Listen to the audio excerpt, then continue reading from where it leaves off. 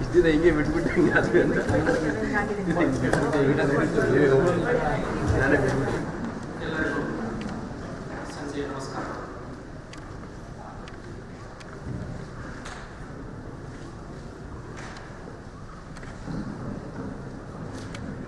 Voice ತಮಗೆ ಈ voice ಅವರಿಗೆ ಅಡ್ವೊಕೇಟ್ ಜನರಲ್ ಕಚೇರಿ ಬೆಂಗಳೂರು, ಕರ್ನಾಟಕ ಕಾನೂನು ಮತ್ತು ಸಂಸದೀಯ ಸುಧಾರಣಾ ಸಂಸ್ಥೆ ಬೆಂಗಳೂರು, ಕಾನೂನು ಇಲಾಖೆ ವಿಧಾನಸೌಧ ಬೆಂಗಳೂರು ಹಾಗೂ ಅಭಿಯೋಗ ಮತ್ತು ಸರ್ಕಾರಿ ರಾಜ್ಯಗಳ ಇಲಾಖೆ ಬೆಂಗಳೂರು ಈ ಸಂಸ್ಥೆಗಳ ಸಹಯೋಗದಲ್ಲಿ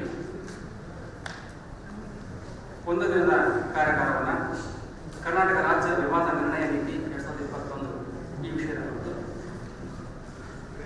ಕಾನೂನು ಅಧಿಕಾರಿಗಳಿಗೆ, ಅಂದರೆ ಕರ್ನಾಟಕ ಉಚ್ಚ ನ್ಯಾಯಾಲಯದ ಅಭಿಯೋಜಕರು ಮತ್ತು ವಕೀಲರುಗಳಿಗೆ ಹಾಗೂ ಬೆಂಗಳೂರು ಗ್ರಾಮಾಂತರ ಜಿಲ್ಲೆಯ ಹಾಗೂ ನಗರ ಜಿಲ್ಲೆಯ ಅಭಿಯೋಜಕರು ಮತ್ತು ಸರ್ಕಾರಿ ವಕೀಲರಿಗೆ ಈ ಕಾರ್ಯಾಗಾರವನ್ನು ಆಯೋಜಿಸಲಾಗಿದೆ.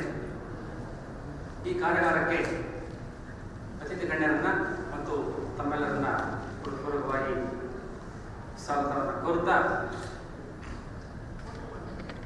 ಕರ್ನಾಟಕ ಕಾನೂನು ಮತ್ತು ಸಂಸದೀಯ ಸುಧಾರಣಾ ಸಂಸ್ಥೆ 2005ರಲ್ಲಿ ಕಾನೂನು ಇಲಾಖೆಯ ಅಡಿಯಲ್ಲಿ ರಚನೆ ಆಗಿರತಕ್ಕಂತಹ ಒಂದು ಸಂಸ್ಥೆ. ಈ ಸಂಸ್ಥೆಗೆ ಮುಖ್ಯಮಂತ್ರಿಗಳು ಅಧ್ಯಕ್ಷರು, ಕಾನೂನು ಸಚಿವರು ಉಪಾಧ್ಯಕ್ಷರು ಹಾಗೂ ಕರ್ನಾಟಕ ವಿಧಾನಸಭೆಯ ಸಭಾಧ್ಯಕ್ಷರು, ವಿಧಾನ ಪರಿಷತ್ತಿನ ಅಧ್ಯಕ್ಷರು ಇದಕ್ಕೆ ಗೌರವಾನ್ವಿತ ಪ್ರವರ್ತಕರಾಗಿರುತ್ತಾರೆ. ಈ ಸಂಸ್ಥೆಯ ಆಡಳಿತ ಪರಿಷತ್ನಲ್ಲಿ ಕಾನೂನು ಇಲಾಖೆಯ ಪ್ರಧಾನ ಕಾರ್ಯದರ್ಶಿಗಳು, ಸಂಸದೀಯ ವ್ಯವಹಾರಗಳ ಇಲಾಖೆಯ ಕಾರ್ಯದರ್ಶಿಗಳು, ಆರ್ಥಿಕ ಇಲಾಖೆಯ ಕಾರ್ಯದರ್ಶಿಗಳು ಹಾಗೂ ಒಳಾಡಳಿತ ಇಲಾಖೆಯ ಕಾರ್ಯದರ್ಶಿಗಳು ಸದಸ್ಯರಾಗಿ ಕಾರ್ಯನಿರ್ವಹಿಸ್ತಾ ಇದ್ದಾರೆ. ಇಂತಹ ಸಂಸ್ಥೆಯ ವತಿಯಿಂದ ಕರ್ನಾಟಕದಲ್ಲಿ ಕಾನೂನು ಮತ್ತು ಸಂಸದೀಯ ಸುಧಾರಣಾ ವಿಷಯಗಳಲ್ಲಿ ಸುಧಾರಣೆಯನ್ನು ತರುವ ನಿಟ್ಟಿನಲ್ಲಿ ಮತ್ತು ಕಾನೂನು ಕುರಿತಾಗಿ ರಾಜ್ಯದಾದ್ಯಂತ ಕಾಲೇಜುಗಳಿಗೆ ಮತ್ತು ವಿದ್ವಾಂಸರಿಗೆ ವಿಚಾರ ಸಂಕಿರಣವನ್ನು ಆಯೋಜಿಸುತ್ತಾ ಬಂದಿದೆ. ಜೊತೆಗೆ ಕಾನೂನು ಮತ್ತು ಸಂಸದೀಯ ವಿಷಯಗಳಲ್ಲಿ 80ಕ್ಕೂ ಹೆಚ್ಚು ಪುಸ್ತಕಗಳನ್ನು, ಸಂಶೋಧನಾ ಪುಸ್ತಕಗಳನ್ನು ಪ್ರಕಟಿಸಿದೆ. ಈ ಸಂಸ್ಥೆಯ ವತಿಯಿಂದ ಅನೇಕ ಸುಧಾರಣಾ ಕಾರ್ಯಾಗಾರಗಳನ್ನು, ವಿಚಾರ ಸಂಕಿರಣವನ್ನು ಆಯೋಜಿಸಿದೆ. ಆ ನಿಟ್ಟಿನಲ್ಲಿ ಇವತ್ತಿನ ಈ ಕಾರ್ಯಾಗಾರ ಒಂದಾಗಿದೆ. ಕರ್ನಾಟಕ ರಾಜ್ಯ ವಿವಾದ ನಿರ್ಣಯ ನೀತಿ 2021 11ರಲ್ಲಿ ರಚನೆ ಆಗಿತ್ತು. ಈ ಕುರಿತಾಗಿ ವಿಶೇಷ ಮಾಹಿತಿ ಮತ್ತು ನಿರ್ಣಯ ನೀತಿಯನ್ನು ರೂಪಿಸುವ ಕುರಿತಾಗಿ ಒಂದು ಕಾರ್ಯಾಗಾರ ಅಗತ್ಯ ಇದೆ ಎಂದು ಕಾನೂನು ಇಲಾಖೆ ಮತ್ತು ಅಡ್ವೊಕೇಟ್ ಜನರಲ್ ಅವರ ವಿವೇಚನೆಯಿಂದ ಈ ಕಾರ್ಯಾಗಾರ ರೂಪಿತವಾಗಿದೆ. ಈ ಕಾರ್ಯಾಗಾರಕ್ಕೆ ಕಾನೂನು ಮತ್ತು ಸಂಸದೀಯ ಸುಧಾರಣಾ ಸಂಸ್ಥೆ ಒಂದು ಆಯೋಜಕ ಸಂಸ್ಥೆಯಾಗಿ ಈ ಕಾರ್ಯಾಗಾರವನ್ನು ಯೋಜಿಸಿದೆ. ಈ ಕಾರ್ಯಾಗಾರಕ್ಕೆ ಗೌರವಾನ್ವಿತ ಉದ್ಘಾಟಕರಾಗಿ Karnataka advocate general ಅವರಾಗಿರ್ತಕ್ಕಂತಹ Navadagi sir ಅವರನ್ನು ನಾವು ಉದ್ಘಾಟಕರಾಗಿ ಆಹ್ವಾನಿಸಿದಾಗ ನಾವು ಕೋರಿದಾಗ ಅವರು ಒಂದು ಸಂತೋಷದ ಮನಸ್ಸಿನಿಂದ ಮತ್ತು ಎಲ್ಲ ಕಾನೂನು ಅಧಿಕಾರಿಗಳನ್ನ ತೊಡಗಿಸಲಿಕ್ಕೆ ನಾನು ಬಯಸ್ತೇನೆ ಅಂತ ಹೇಳಿ ಎಲ್ಲರಿಗೂ ಅವರು ನಿರ್ದೇಶನವನ್ನು ನೀಡಿ ಇಲ್ಲಿ ಸೇರಲಿಕ್ಕೆ ಅವಕಾಶ ಮಾಡಿಕೊಟ್ಟಿದ್ದಾರೆ. ಅದೇ ರೀತಿಯಾಗಿ ಕಾನೂನು ಇಲಾಖೆಯಿಂದ ಈ ಕಾರ್ಯಾಗಾರವನ್ನು ನಡೆಯಲಿಕ್ಕೆ ಸರ್ವ ರೀತಿಯ ಅನುಕೂಲಗಳನ್ನು ಮಾಡಿಕೊಡುವ ಜೊತೆಗೆ ಮಾಡಿಕೊಟ್ಟು ಬೆಂಗಳೂರು ಗ್ರಾಮಾಂತರ ಜಿಲ್ಲೆ, ಬೆಂಗಳೂರು ನಗರ ಜಿಲ್ಲೆಯ ಅಭಿಯೋಜಕರು ಮತ್ತು ಸರ್ಕಾರಿ ವಕೀಲರು ಹಾಜರಾಗಲಿಕ್ಕೆ ಮತ್ತು ಈ ಕುರಿತಾಗಿ ವಿವಾದ ನಿರ್ಣಯ ಕುರಿತಾಗಿ ಚರ್ಚೆ ಆಗಬೇಕು, ಅದು ನಮ್ಮ ಎಲ್ಲ ಸರ್ಕಾರಿ ವಕೀಲರಿಗೆ ತಲುಪಬೇಕೆನ್ನುವ ಒಂದು ಉದ್ದೇಶ ಇಟ್ಟುಕೊಂಡು ಮಾನ್ಯ ಮೇಡಮ್ ಅವರು ಪ್ರಭಾವತಿ ಹಿರೇಮಠ ಮೇಡಮ್ ಅವರು ಸಹ ಈ ಕಾರ್ಯಾಗಾರಕ್ಕೆ ಒಂದು ವಿಶೇಷ ಅನುವು ಮಾಡಿಕೊಟ್ಟಿದ್ದಾರೆ. ಈ ಕಾರ್ಯವನ್ನು ನೆರವೇರಿಸಲಿಕ್ಕೆ ನಮ್ಮ ಸಂಸ್ಥೆಯ ನಿರ್ದೇಶಕರು ಈ ಹಿಂದೆ ಸಂಸದೀಯ ವ್ಯವಹಾರಗಳ ಇಲಾಖೆಯಲ್ಲಿ 9 ವರ್ಷಗಳ ಕಾಲ ಕಾರ್ಯದರ್ಶಿಯ ಸೇವೆ ಸಲ್ಲಿಸಿ ಈಗ ಕರ್ನಾಟಕ ಕಾನೂನು ಮತ್ತು ಸಂಸದೀಯ ಸುಧಾರಣಾ ಸಂಸ್ಥೆಯ ನಿರ್ದೇಶಕರಾಗಿ ಸೇವೆ ಸಲ್ಲಿಸ್ತಾ ಇದ್ದಾರೆ. ಇವರು ಈ ಕಾರ್ಯಾಗಾರಕ್ಕೆ ಒಂದು ನೇತೃತ್ವವನ್ನು ವಹಿಸಿಕೊಂಡಿದ್ದಾರೆ. ಇಂತಹ ಕಾರ್ಯಾಗಾರದ ಭಾಗವಾಗಿ ತಾವೆಲ್ಲರೂ ಇಲ್ಲಿ ಸಾಕ್ಷಿಭೂತರಾಗಿದ್ದೀರಿ. ತಮ್ಮೆಲ್ಲರನ್ನ ಈ ಸಂದರ್ಭದಲ್ಲಿ ನಾನು ನೆನೆಯುತ್ತಾ ಈ ಕಾರ್ಯಾಗಾರವನ್ನು ಮುಂದುವರಿಸಬೇಕನ್ನ ನಾವು ಸನ್ಮಾನ್ಯ ಅಡ್ವೊಕೇಟ್ ಜನರಲ್ ಕೋರ್ತಾ ಕರೆ ಬಂದ ನಂತರ ನಾನು ಮುಂದುವರಿಸುತ್ತೇನೆ. ಸೊ ಇಂತಹ ಚಟುವಟಿಕೆಗಳನ್ನು ನಿರಂತರವಾಗಿ ಮಾಡ್ತಾ ಬಂದಿರತಕ್ಕಂತಹ ಕರ್ನಾಟಕ ಕಾನೂನು ಮತ್ತು ಸಂಸದೀಯ ಸುಧಾರಣಾ ಸಂಸ್ಥೆ ಇಂದು ಕರ್ನಾಟಕ ರಾಜ್ಯ ವಿವಾದ ನಿರ್ಣಯ ನೀತಿ, ಈ ಮೊದಲು ವ್ಯಾಜ್ಯ ಕುರಿತಾಗಿ ವ್ಯಾಜ್ಯ ನೀತಿ ಅಂತ ಕರ್ನಾಟಕ ರಾಜ್ಯ ವ್ಯಾಜ್ಯ ನೀತಿ ಎನ್ನುವ ಒಂದು ನೀತಿ ಇತ್ತು. ಆ ನೀತಿಯನ್ನ ವ್ಯಾಜ್ಯ ನೀತಿ ಅನ್ನೋದು ಸರಿಯಲ್ಲ ಅನ್ನುವ ಕಾರಣಕ್ಕಾಗಿ ಅದನ್ನು ಬದಲಿಸಿ ಕರ್ನಾಟಕ ರಾಜ್ಯ ವಿವಾದ ನಿರ್ಣಯ ನೀತಿ ಎನ್ನುವ ಪರಿಕಲ್ಪನೆಯನ್ನು ಕೊಟ್ಟು ಒಂದು ವಿಶೇಷವಾಗಿ ರೂಪಿಸಿದ್ದಾರೆ. ಅದರ ಪುಸ್ತಕ ತಮ್ಮೆಲ್ಲರಿಗೂ ಈಗ ಪ್ರೊಫೆಸರ್ನಲ್ಲಿ ಒದಗಿಸಲಾಗಿದೆ. ಆ ಕುರಿತಾಗಿ ಅಡ್ವೊಕೇಟ್ ಜನರಲ್ ಸರ್ ಅವರು ಮತ್ತು ಮೇಡಮ್ ಅವರು ಮಾತನಾಡಿದ ನಂತರ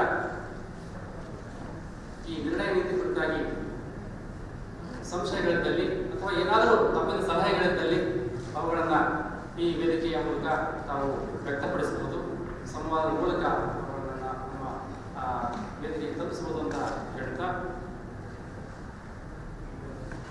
ಕರ್ನಾಟಕ ಕಾನೂನು ಮತ್ತು ಸಂಸದೀಯ ಸಂಸ್ಥೆ ಇದು ಬರೀ ಕಾನೂನು ವಿಷಯದಲ್ಲ, ಸಂಸದೀಯ ವ್ಯವಸ್ಥೆಯಲ್ಲಿ ಸಂಸದೀಯ ವಿಷಯಗಳಲ್ಲಿ ಗ್ರಾಮ ಸಭೆಯಿಂದ ಹಿಡಿದು ಲೋಕಸಭೆಯವರೆಗೆ ಸಂಸದೀಯ ವ್ಯವಸ್ಥೆಯ ಚಟುವಟಿಕೆಯನ್ನು ಕಾನೂನು ಕಾಲೇಜಿನ ವಿದ್ಯಾರ್ಥಿಗಳಿಗೆ ನೀಡ್ತಾ ಬಂದಿದ್ದೇವೆ. ಯಾಕಂದರೆ ಮುಂದಿನ ಪೀಳಿಗೆಯಲ್ಲಿ ಕಾನೂನು ವಿದ್ಯಾರ್ಥಿಗಳಿಗೆ ಸಂಸದೀಯ ವ್ಯವಸ್ಥೆಯ ಚಟುವಟಿಕೆಗಳು ಅತಿ ಹೆಚ್ಚು ಬೇಕಾಗಿರುವ ಕಾರಣಕ್ಕಾಗಿಯೇ ಅವರ ಮೂಲಕವೇ ಮಾದರಿ ವಿಧಾನಸಭೆಯನ್ನು, ಮಾದರಿ ಲೋಕಸಭೆಯನ್ನು ರಚನೆ ಮಾಡಿ 1 ದಿನದ ಮತ್ತು 2 ದಿನದ ಕಾರ್ಯಾಗಾರವನ್ನು ಏರ್ಪಾಡು ಮಾಡಿದ್ದೇವೆ. ಪ್ರತಿ ವರ್ಷ 5 ವಲಯಗಳಲ್ಲಿ ಆಯಾ ವಲಯದಲ್ಲಿ 20 ಕೆಲಸಗಳನ್ನು ಗುರುತಿಸಿ ಆ 20 ಕೆಲಸಗಳ ಮೂಲಕ ವಲಯ ಮಟ್ಟದ ಮಾದರಿ ವಿಧಾನಸಭಾ ಸ್ಪರ್ಧೆಯನ್ನು, ನಂತರ ರಾಜ್ಯ ಮಟ್ಟದಲ್ಲಿ ಎಲ್ಲ ವಲಯದಿಂದ ಆಯ್ಕೆಯಾಗಿರ್ತಕ್ಕಂಥ ವಿದ್ಯಾರ್ಥಿಗಳನ್ನು ಕ್ರೋಢೀಕರಿಸಿ ವಿಧಾನಸೌಧ ಮತ್ತು ವಿಕಾಸಸೌಧದ ಸಭಾಂಗಣದಲ್ಲಿ ರಾಜ್ಯ ಮಟ್ಟದ ಮಾದರಿ ವಿಧಾನಸಭಾ ಸ್ಪರ್ಧೆಯನ್ನು ಏರ್ಪಾಡು ಮಾಡ್ತಿದ್ದೇವೆ. ಅದರಲ್ಲಿ ಅತ್ಯುತ್ತಮವಾಗಿ ಪ್ರದರ್ಶನ ನೀಡತಕ್ಕಂಥ ವಿದ್ಯಾರ್ಥಿ ಸಂಸದೀಯ ಪಟುಗಳನ್ನು ಗುರುತಿಸಿ ಅವರಿಗೆ ಪ್ರಶಸ್ತಿ ಮತ್ತು ಬಹುಮಾನವನ್ನು ನೀಡುತ್ತಿದ್ದೇವೆ. 10,000 ರೂಪಾಯಿ ಅತ್ಯುತ್ತಮವಾಗಿ ಸಂಸದೀಯ ಪಟುವಾಗಿ ಹೊರಹೊಮ್ಮಿದ ವಿದ್ಯಾರ್ಥಿಗೆ 10,000 ನಗದು ಬಹುಮಾನ ಮತ್ತು ಪುಸ್ತಕಗಳನ್ನು, ಪಾರಿತೋಷಿಕವನ್ನು, ದ್ವಿತೀಯ ಬಹುಮಾನವನ್ನು 7,000 ರೂಪಾಯಿ, ತೃತೀಯ ಬಹುಮಾನವನ್ನು 5,000 ರೂಪಾಯಿ ಮತ್ತು ಸಮಾಧಾನಕರ ಬಹುಮಾನವನ್ನು 7,000 ರೂಪಾಯಿ 1,000 ರೂಪಾಯಿ ನೀಡಿ ಅವರ ಸಂಸದೀಯ ಚಟುವಟಿಕೆಯನ್ನು ಪ್ರೋತ್ಸಾಹಿಸುವ ಕೆಲಸವನ್ನು ಈ ಸಂಸ್ಥೆ ಮಾಡ್ತಾ ಬಂದಿದೆ. ಜೊತೆಗೆ ವಿದ್ವಾಂಸರ ವಲಯದಿಂದ ಹೊರಹೊಮ್ಮುವ ಸಂಶೋಧನಾ ಕೃತಿಗಳನ್ನು ಪ್ರಕಟಿಸುವ ಕೆಲಸ ಮಾಡ್ತಾ ಬಂದಿದೆ. ಅದು ಕೌಟುಂಬಿಕ ದೌರ್ಜನ್ಯ ಅಂತ ಇರ್ಬೋದು, ವಿವಾಹ ಕುರಿತಾದ ವಿಚಾರ ಇರ್ಬೋದು, ಮತ್ತು ಕೈಗಾರಿಕಾ ನೀತಿಗಳಲ್ಲಿ ಇರಬಹುದು, ಸಂಸದೀಯ ವ್ಯವಸ್ಥೆಯಲ್ಲಿ ರಾಜ್ಯಪಾಲರ ಕರ್ತವ್ಯಗಳ ಕುರಿತಾಗಿ, ಸಭಾಧ್ಯಕ್ಷರ ಕರ್ತವ್ಯಗಳ ಕುರಿತಾಗಿ ಮತ್ತು ಇತ್ಯಾದಿ ವಿಚಾರಗಳನ್ನು ನಾವು ಸಂಶೋಧನಾ ವಲಯದಿಂದ, ಸಂಶೋಧನಾ ತಜ್ಞರಿಂದ ಪ್ರಕಟಣೆ ಮಾಡಿಸಿ ಆ ಪುಸ್ತಕಗಳನ್ನು ಕರ್ನಾಟಕ ಕಾನೂನು ಮತ್ತು ಸಂಸದೀಯ ಸುಧಾರಣಾ ಸಂಸ್ಥೆ ಮಾಡ್ತಾ ಇದೆ. ಇಂತಹ ಚಟುವಟಿಕೆಗಳಿಗೆ ಇಂತಹ ಕಾನೂನು ಇಲಾಖೆಯ ಕಾರ್ಯದರ್ಶಿಗಳು, ಸಂಸದೀಯ ವ್ಯವಹಾರಗಳ ಇಲಾಖೆಯ ಕಾರ್ಯದರ್ಶಿಗಳು, ಆರ್ಥಿಕ ಇಲಾಖೆಯ ಕಾರ್ಯದರ್ಶಿಗಳು ಮತ್ತು ಆಡಳಿತ ಇಲಾಖೆಯ ಕಾರ್ಯದರ್ಶಿಗಳು ಎಲ್ಲರೂ ಸಹಕಾರ ನೀಡ್ತಾ ಬಂದಿದ್ದಾರೆ. ಮತ್ತು ಈ ಕುರಿತಾಗಿ ಈ ದಿನ ಒಂದು ಕಾರ್ಯಾಗಾರವನ್ನು ಏರ್ಪಾಡು ಮಾಡಿದ್ದೇವೆ. ಈ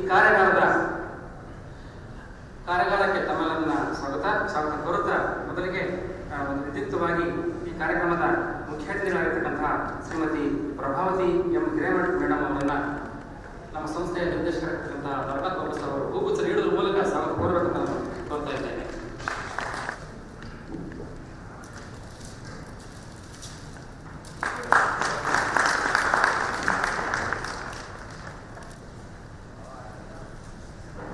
ಕಾರ್ಯಕ್ರಮ ಉದ್ಘಾಟನೆ ಮಾಡಿಕೊಡಬೇಕು ಮತ್ತು ಸರ್ಕಾರಿ ವಕೀಲರೆಲ್ಲರೂ ಈ ಕಾರ್ಯಕ್ರಮ ಭಾಗವಹಿಸಬೇಕೆನ್ನುವ ನಿವೇದನೆಯನ್ನು ನಾವು ಅಡ್ವೊಕೇಟ್ ಜನರಲ್ ಮುಂದೆ ಇಟ್ಟಾಗ ಅವರು ಹೃತ್ಪೂರ್ವಕವಾಗಿ ಒಪ್ಪಿಕೊಂಡು ಸಂತೋಷದಿಂದ ಆ ಕೆಲಸವನ್ನು ಹಾಗೂ ಮಾಡಿಕೊಟ್ಟಿದ್ದಾರೆ. ಅವರಿಗೆ ಈ ಸಂದರ್ಭದಲ್ಲಿ ಹೃತ್ಪೂರ್ವಕವಾಗಿ ಸ್ವಾಗತವನ್ನು ಕೋರ್ತಾ ಇದ್ದೇನೆ. ಮಾನ್ಯ ನಿರ್ದೇಶಕರು,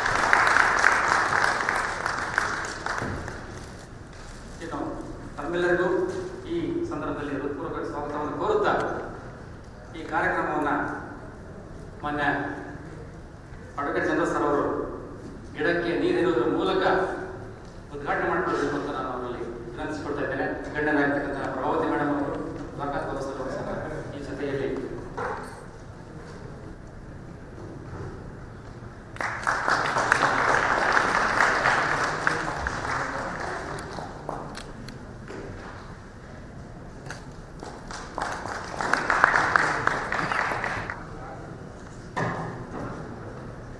ಗಿಡಕ್ಕೆ ಬೇರು ಬಾಯಿ ಎಂದು ತಳಕ್ಕೆ ನೀರಿದ್ದೊಡೆ ಮೇಲೆ ಪಲ್ಲವಿಸಿತ್ತು ನೋಡ ಎಂದು ಒಂದು ವಚನ.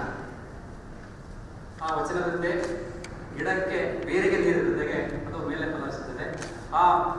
ಅದು ಸಾಂಕೇತಿಕ. ಆದರೆ ವಿಚಾರಗಳನ್ನು ನವದೀಪ್ ಸರ್ ಅವರು ಮತ್ತು ಮೇಡಮ್ ಅವರು ವಿಚಾರಗಳನ್ನು ನಮಗೆ ತಿಳಿಯಪಡಿಸುವ ಮೂಲಕ ಆ ವಿಚಾರಗಳ ಮುಂದೆ ಪಲ್ಲವಿಸಬೇಕು, ಮರಳಬೇಕು ಅನ್ನುವ ವಿಚಾರವನ್ನು ಈ ಉದ್ಘಾಟನೆಯ ಸಾಂಕೇತಿಕವಾಗಿ ಹೇಳಲಾಗಿದೆ. ಈ ಸಂದರ್ಭದಲ್ಲಿ ಕಾರ್ಯಕ್ರಮ ಉದ್ಘಾಟನೆ ಮಾಡಿರ್ತಕ್ಕಂತಹ ಶ್ರೀ ಪ್ರಭುಲಿಂಗ ನಾವದಿಗ ಸರ್ ಅವರು ಉದ್ಘಾಟನಾ ಪರವಾದ ಮಾತುಗಳನ್ನಾಡಬೇಕೆಂದು ನಾನು ಕೋರ್ತಾ ಇದ್ದೇನೆ.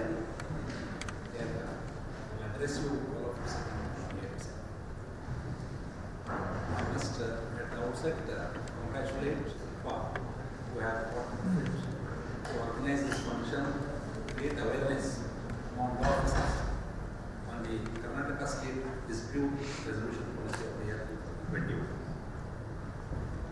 This dispute resolution policy, as you are all aware, incidentally was, I can say it with a lot of pride, was drafted by the Advocate General Office.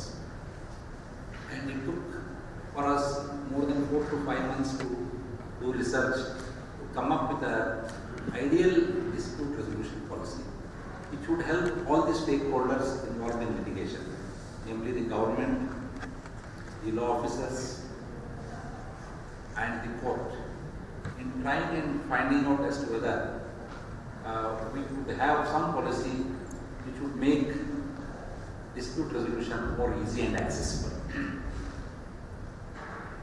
I was always thinking the other day, today we have the Prime Minister really speaking of ease of doing business, ease of doing governance. Nobody has thought of why not find ease of doing justice. I think the central force today is, it is said that state is one of the biggest litigants, both at the High Court level as well as in the Supreme Court. Not so much at the official area, But at the High Court level, state is the biggest entity. And it is the responsibility of the state to have its own policy as to how it would conduct its own litigation. Of course, it is of the year 2021 and we are now in the middle of 2023. It has taken some time.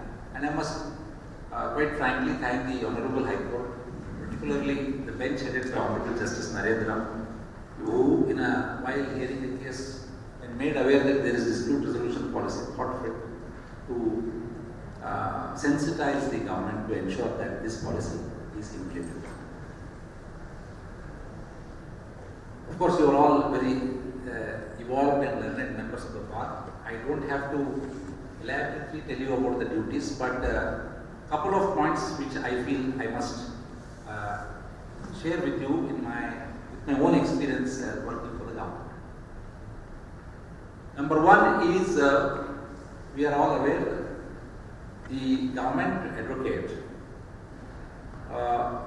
is the interface between government and the court. He plays as a bridge between the court and the government.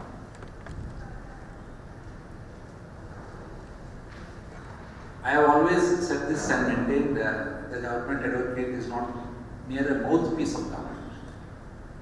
He need not just tell the court what the government says. He needs to analyze what the dispute is. He needs to understand what is the response of the government and then assimilate all these things to come up with a proper response. Therefore, there is a huge responsibility on the government advocates. I also said when we launched this policy that whoever comes to the court is not our opponent but an aggrieved person. It is not necessarily that every case requires to be opposed. There would be cases genuinely where the government possibly has taken a wrong stand or has caused some injustice because of bureaucratic apathy. And citizens go to the court. That does not mean that we have to oppose them. Situations come where we may have to advise the government to take a stand which would ultimately render justice to citizens. And that is our duty upon it, to assist the court to render justice. And in that process, even if the matter goes against the government, it is well justified. But what are the salient features of this policy, I must say? What is different from the existing?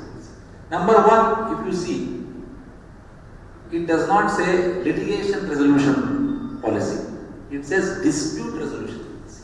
What is the difference? The difference is it emphasizes on prevention of litigation.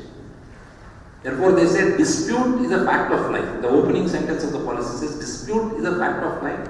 It cannot be wished away. Whenever we recognize or identify a dispute, it is the duty of every stakeholder as per the policy to ensure that it does not convert itself into litigation. So dispute is different from litigation. It is the litigation, the burden of litigation, which the system is suffering today. But if a dispute can be resolved at that stage itself, it does not convert into litigation. Therefore, the title of the policy is dispute resolution policy. Before I say what is the responsibility of the law officers under the policy, one very interesting and important feature of this policy I will explain to you in the context of dispute resolution policy.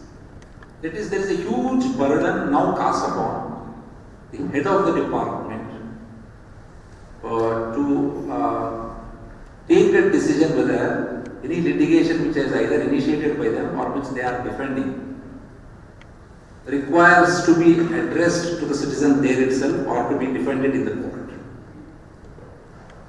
He, of course, would be assisted by the HLC. Whenever a petition is filed against, let us say, education department, for instance, or a revenue department, and the court summons goes to him, or the government advocate communicates to the, let us say, principal secretary of the department that there is this petition which has been filed. Under this policy, it is for him to now decide, Madam, correct me, as to whether this matter requires to be opposed in the court or no. He has to record his observations, and that is known as dispute resolution board. Now there is a requirement under the policy that every department must have what is known as a dispute resolution board. And that dispute resolution board consists of principal secretary and member of HLC who together should sit down and evaluate what is the dispute, whether this dispute requires to be contested in the court, if contested to what extent, if not whether it can be resolved. So if you throw upon the responsibility of what the principal secretary is, now it is for the burden is shifted upon them. Hitherto what was the position? If you get a petition copy, they would simply pass it on to some under secretary who in his own knowledge would draft a parawise comments and send it to the government advocate and that would go on. Here it is not so. Now the burden is upon the government to decide. Record observations as to what is the grievance of the person, how it should be addressed, and if it should be addressed, should it all be adjudicated. This, according to me, forms a very important departure from the earlier policies. Now, the second aspect which concerns the law officers is, of course, there are suggestions as to how the government must adopt a very transparent procedure for selecting law officers, which we are really not concerned, so I will not elaborate on that. There is a chapter about effective representation as to how the government advocates must equip themselves in order to represent themselves before the court, and their performance requires to be reviewed now by the empowered committee headed by the chief secretary on a quarterly basis or a bi-yearly basis or yearly basis. These are the two features.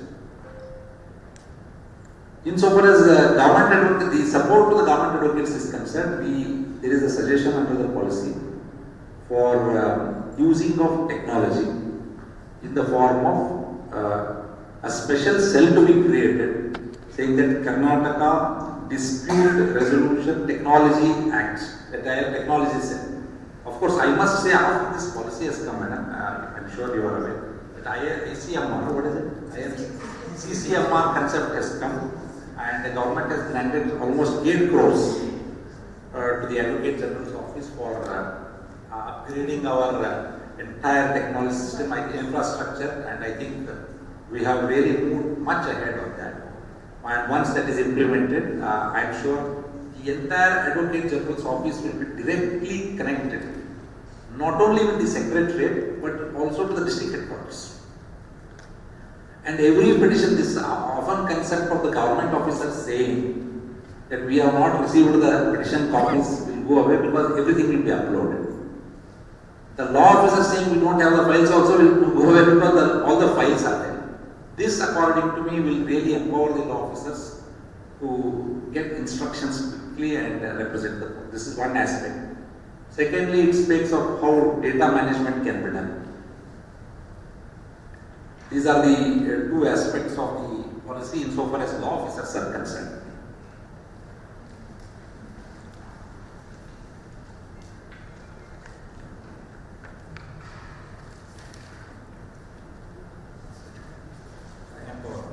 Empowerment committee, of course, I just pointed out. There are two other points.